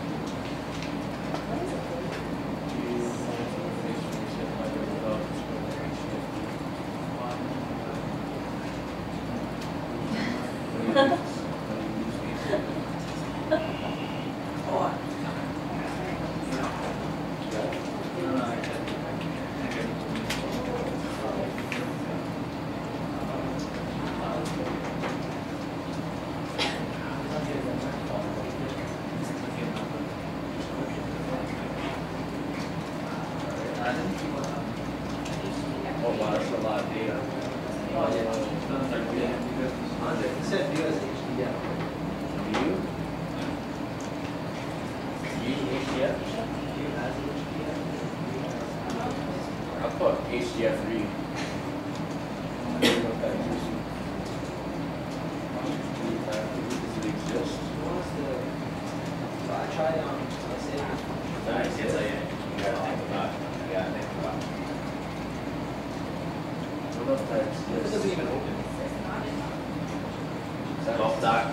Right, you know? Also, it doesn't exist. No, I thought I like download it.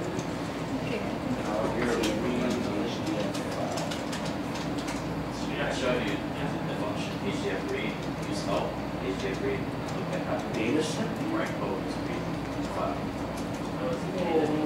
Okay, we need, that's why I didn't, because it was saying before that I didn't have the,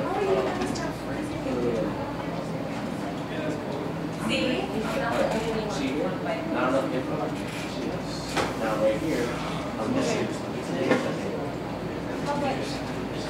No.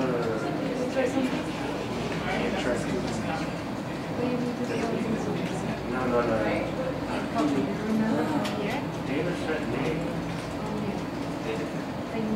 Right here. So you're just walking around and Mop this way. that's good. So you saw it after you sent your copy? Yeah, it started. Make sure the file name and data set name are correct. Data set name. Data set name. What is the data set name? I got it. Oh, do you? Another thing that might be useful I got it. is knowing what the metadata is. Everyone know what metadata is? No. Yeah. Metadata is simply the data that describes the data.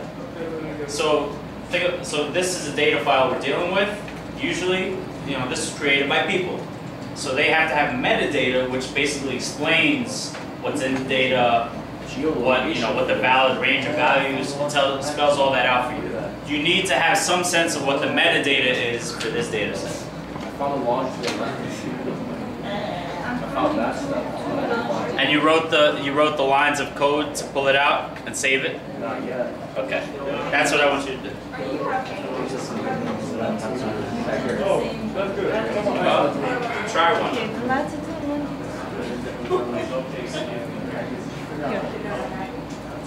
No, just read. But then you're never trying to get out. Data, return all data in the data set. Specify data set. That's my favorite area. The orange one, yeah, not the plain one. Is it something along the lines of I found that. Guys, you gotta, like I said, just listen to my advice. Look at the help page of read the first paragraph of this. And it shows you how you can use it.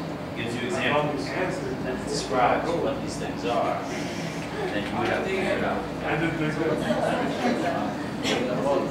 It's just a particular format for which data is saved. This is from Modus. Yeah.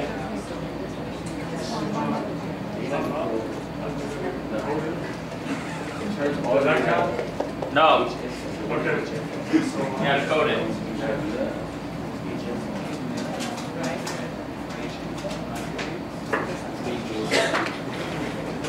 Okay. It's 3:15.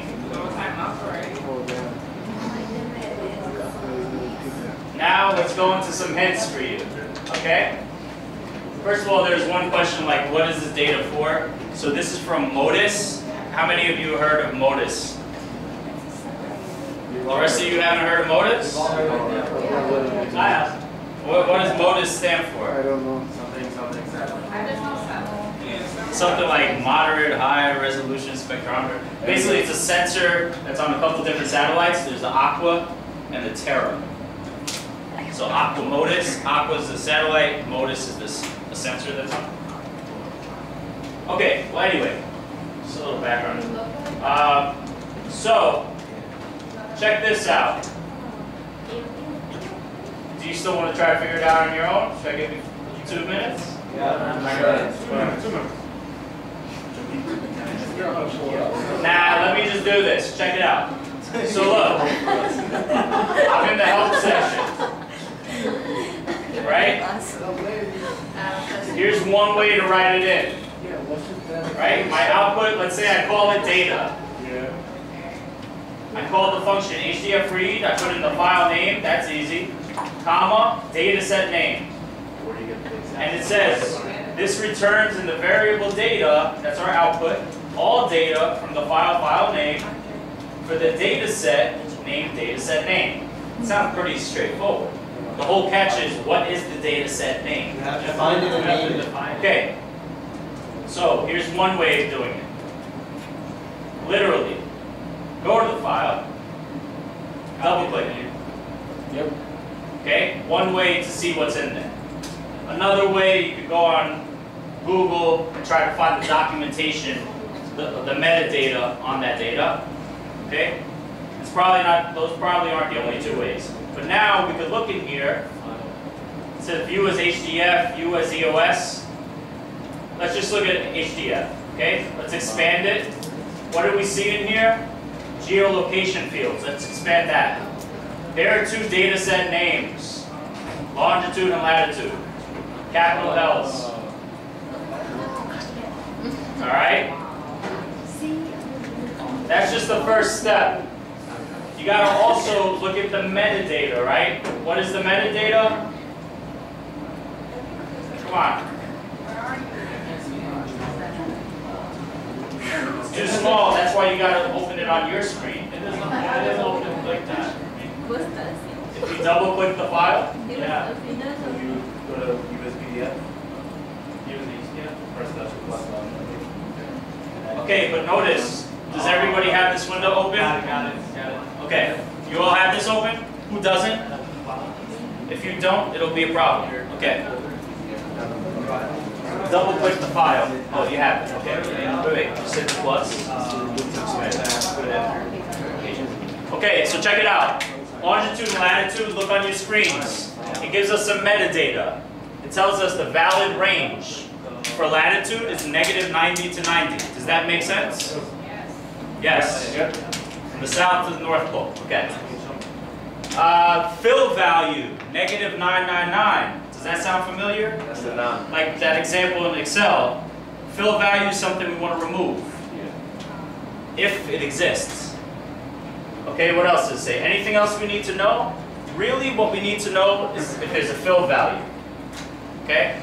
For whatever reason, there might be fill values because, I don't know, maybe there's an error in the data set. Now, check this out. You see below longitude and latitude, if we expand by clicking on the plus data fields, corrected optical depth, land. Now, this isn't really a full file. I gave you guys like a, kind of like a reduced file.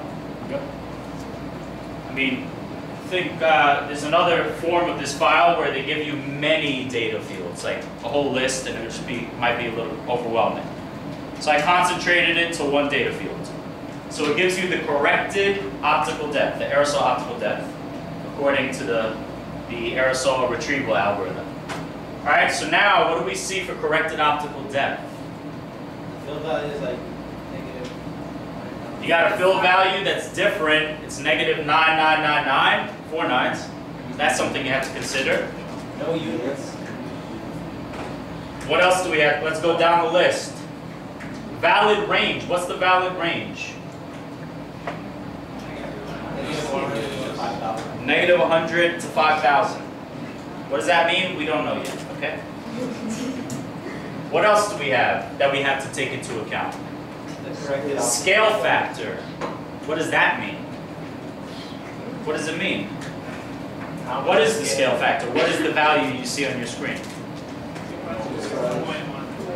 You guys don't see a value? What's up? Okay. So divide by 1,000. That's what that means. That means you multiply by this scale factor. All your values will have to be multiplied by that. Scale factor of 0.001, same thing as divided by 1,000. Right? We need to get this guy a Red Bull. Can we get the camera on him first? Okay.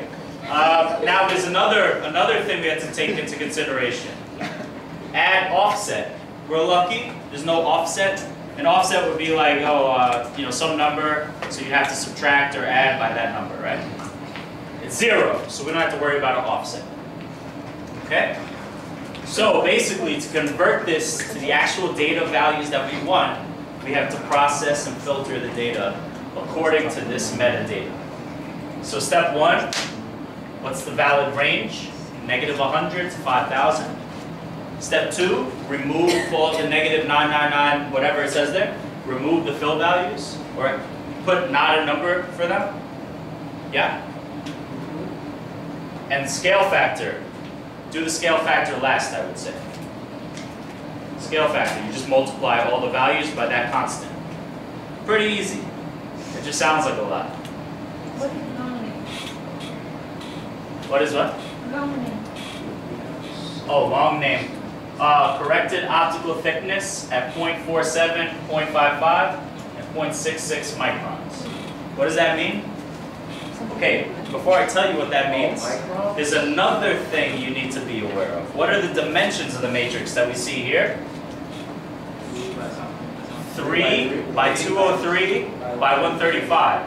So it's weird, right? Different from our RGB, it was the other way around, right? 3 rows, 203 columns by 135 layers. Okay. Why don't we go back to longitude and latitude? Click on that real quick. What are the dimensions of those matrices? 203 by 135. 200. Okay. You gotta bring the. Can you tell them which file to bring in?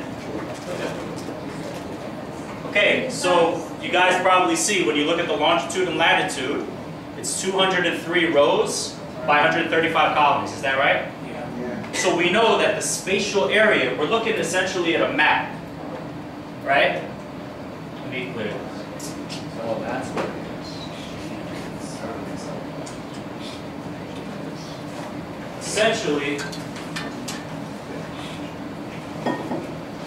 we're looking at a tile. And we know that there are 203 rows, 135 columns. So we know those two dimensions correspond to the spatial area. Therefore, if we go back to the actual data, which is the optical depth over land, which is what we're going to be looking for, we could see, we could kind of insinuate that this 3 here, what does it correspond to? The 3 different wavelengths, 0.47, 0.55, 0.66. Basically, it just tells me what's the optical depth at this wavelength. How much light was attenuated, essentially. How much light was attenuated. AOD is just like a proxy for, let's say, atmospheric pollution. But really, it gives you a sense of how much light was attenuated. How do you know? If it's high, that means, just think, oh, a lot of atmospheric pollution. A lot of light attenuated. Yeah. What is the, do you know like the value at which those like are respective to? Like 0.47, where do you know where that is? Okay, 0.47 The first one? is, what range is that in? It's like blue, right? It's about blue. Blue light. Oh, it's blue. 0.55 is like what? Green? I mean, keep in mind, I studied remote sensing like 5 years ago. 0.66 is about red, I'd say. Oh, it should be 3, 2, 1, right? So, oh, the order. The order. Well, best guess is that it's in order, 1, 2, 3. Oh, 1, 2, 3. Right, respectively. So this 3 here corresponds to the 3 different wavelengths. The optical depth, 3 different wavelengths. Okay? So, if I wanted you to give me the, let's just say I saved, somehow we didn't do it yet, but I pulled this data out before I filtered it or applied a scale factor or any of that crap. I call it, let's say I call it AOD, let's say I'm interested in 0.55 wavelength, 550 nanometers or 0.55 microns. AOD 550 would correspond to, let's just say what I pulled this whole thing in. I read the whole thing and I call it data. Real data? G data? Data. let's just say I pulled the data. How would I specify the rows? I want 550, right? 0.55? 205. Wait. What's the first dimension? Yes, 2. Very good. Which columns do we want? You said all of them. And which layers do we want? Remember, in this case, the columns and the layers correspond to the spatial area. So which layers do we want? We want all of them because we want the whole spatial area. We want all the data for AOD 550 for the whole tile. So all the layers. So this one, Does it make sense? Once you use the HDF read function to get the data, and let's say you saved it to this name data, now that's to get just the 550, AOD 550, corresponds to the second row. Why? Because that's just the way, whoever made this, that's the way they structured the data. That's why. Okay? Does it make sense somewhat? It'll make more sense when you do. I just gave you an overview. Okay? Now, so read, hand? It's a hand. If you wanted red, it'd be 3, right? 3, If you want red, which is what? 660 nanometers, in other words, 0.66 microns, yeah, then it would be 3. If you want 1, band 1, it's not really band 1. If you want 470 nanometers or 0.47 microns, yeah, the one in the first position. Pretty straightforward. So 2 means the second row. It means, yeah, which corresponds to all the 550 nanometer AOD values. AOD 550, we'll just call it for short. Alright? So I know that's a lot to absorb at first, but when it comes down to the actual math of doing this, pretty easy. You're removing something, a negative value that's specified, your fill value, you're removing it. You're removing any values that are outside of this valid range, and then you're simply multiplying all the remaining data with this scale factor. That's what you do with the scale factor. You multiply it. Why? They probably stored this data, they wanted to make it more efficient, more memory efficient, so they multiplied all the real values by 1,000, and now to convert it back, you have to divide by 1,000, something like that. Does it make sense? At least the concept of it? Yeah, kind of. All right, so now you know the data set names. That was your problem. Yeah. So now you can easily use the HDF read function to at least get the latitude and longitude. You know what the names are. That was the only missing piece of the puzzle. What are the names? Latitude and longitude. With capital L's. If you put a lowercase l, if I say longitude, whatever. If I put a lowercase l, you're gonna get an error. It's gotta be case sensitive. Let me delete this because that looks confusing. Alright, makes sense, everybody? So, now, give me 10 minutes to jump back on it. Now you know how to get the data set names. Save for me. I want you to pull out the longitude. I want you to pull out the latitude. And I want you to pull out AOD 550. Actually, did that originally, but it didn't work. I'm writing both of them. No, I mean, like, I did the data sequence. I'll show you. Like, I did this originally. You have to actually, okay. Oh, another thing. Okay, so someone was close, but notice that data set name, what is it? Is it a number or is it a string? Yes. For example, longitude is one of the data set names. Matlab doesn't know what that means. So you gotta put single quotes around it. Wow. Yeah. Yeah. Okay, so 10 minutes. Now you can try to do it on your own. Just 1.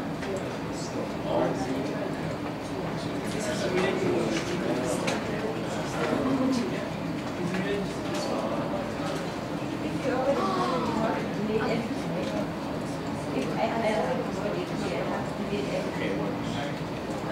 Oh, yeah. Well, Well, check it out.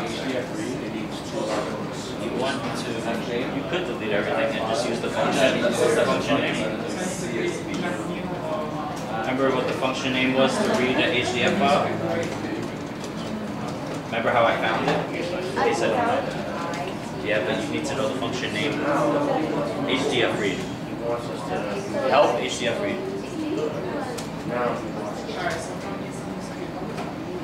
Yeah, it looks. Yeah. Let me see the line. Now make sure whatever you wrote that you put it in your script so you save it for later. Okay. What's that? Okay. Latitude. But which data is it? You specified it. Let me see what you specified. So what should that be? What data is it? Latitude, right? So call it latitude. It's going to be one for latitude, one for longitude, and one for the actual data, which is the AOD data. Okay? So what we see here should be the latitude. These right here, so you called the data, but these are actually the latitudes. How do we know that? So latitude goes this way, right? So that means all the values should be constant in the first row, and then all these should be equal, right? They're lines. Think about latitude on the map. Notice all these guys in the first row are equal. If I go down here, they're all equal, right? Makes sense, right? It's latitude. And then longitude, all the values in the column. Longitude is the first one, right?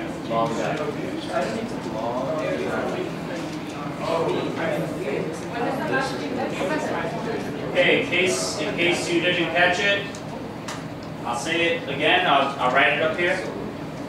From this HDF file, I want you to pull out 3 things, 3 data sets.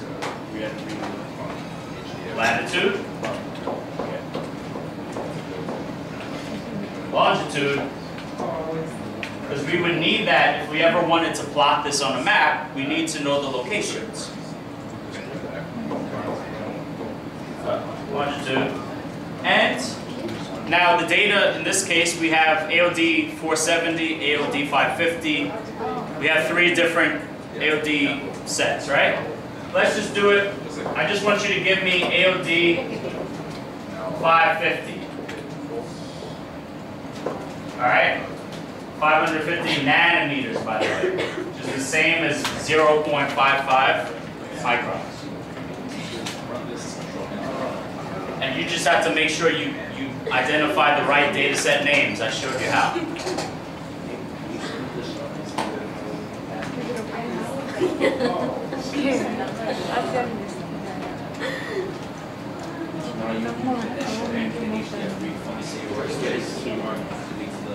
You put a semicolon and that we suppress it.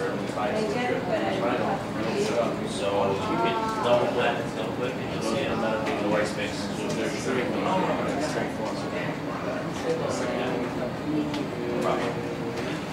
So you just need these 3 guys.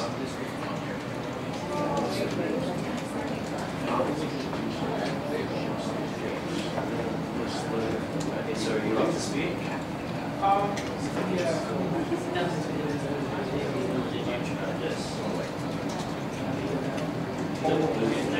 we need to know the metadata. The metadata is the data that describes the HDF. Basically, if you went out, you had an instrument, and you measured all the stuff, and then you have a bunch of numbers, you just give it to someone, what the hell is this? And you have to tell them the information. Well, I collected this data by a Hudson River, and it gives you salinity of the water, these units. So metadata is simply data that describes the data.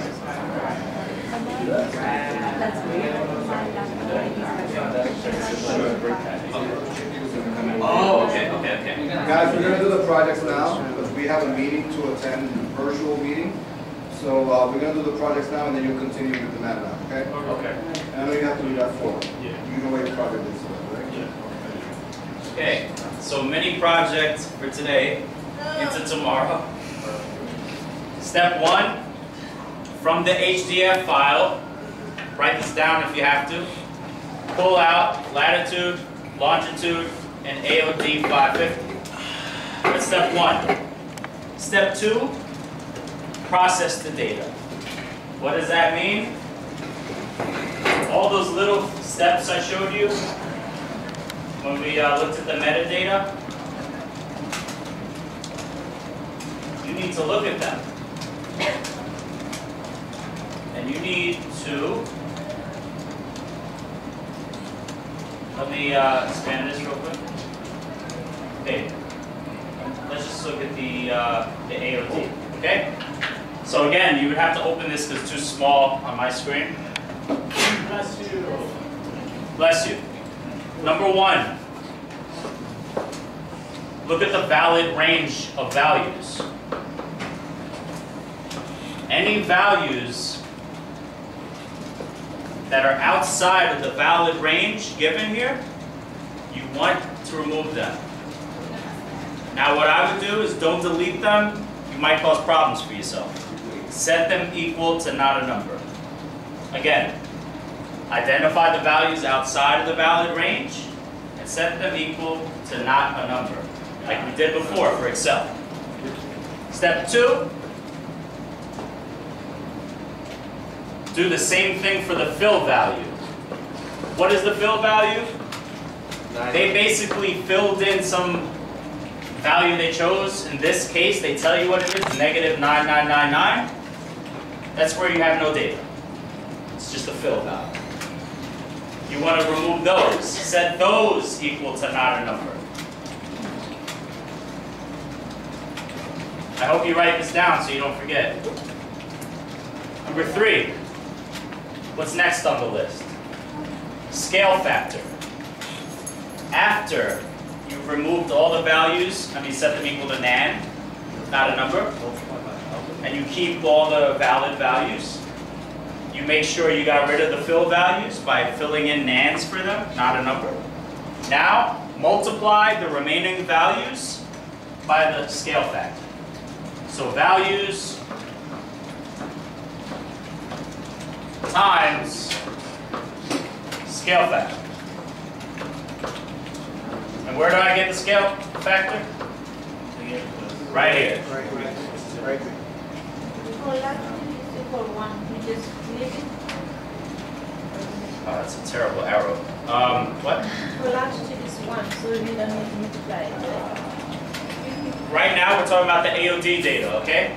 So these are the things you do. Now, in this case, the offset, the added offset is 0, so we don't need to worry about it. If it was not a 0, we would need to add that value to all of that. So if it was like 10, after we apply the scale factor, or it might be before, you would have to consider the offset. In this case, we don't need to, okay?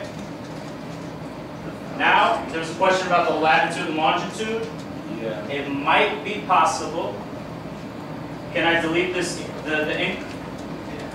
You have it. You have to consider the valid range. You want to keep all values in the valid range. You got to substitute nans for the fill values, and then all the valid values that are remaining, multiply them by scale factor. Okay?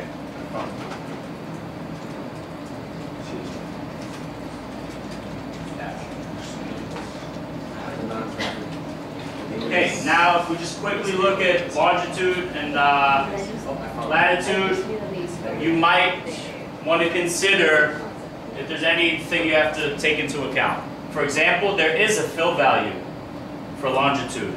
It's different, it's -999.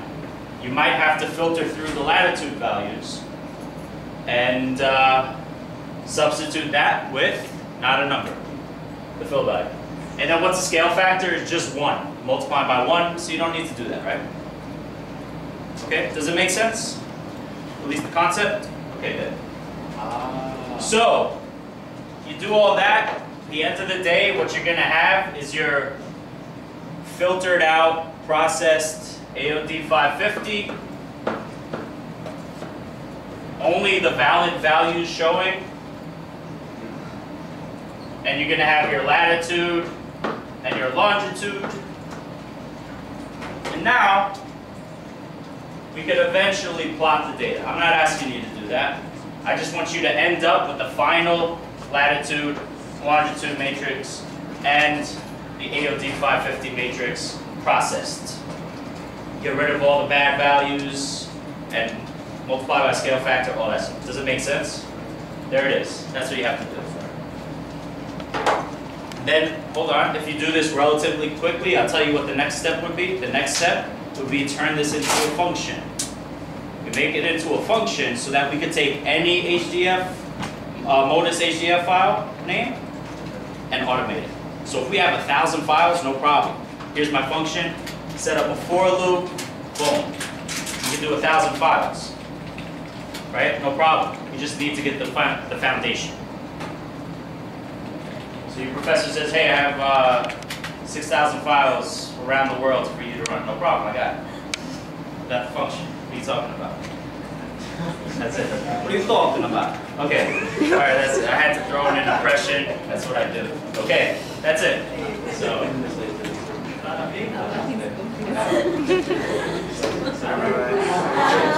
trying to get into that. Language was loud. What was that? I have to bring it down.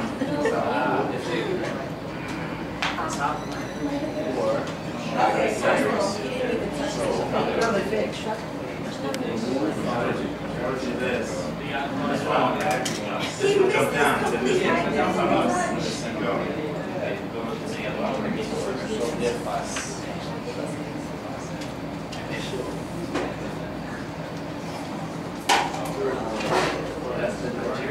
Okay, what about the next one?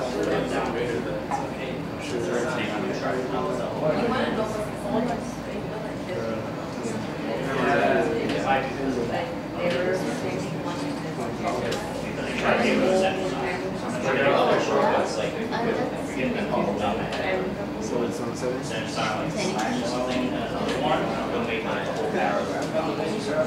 Another quick way. Write it out and then just do it. So I remember that. I'll check it out. That's all I have.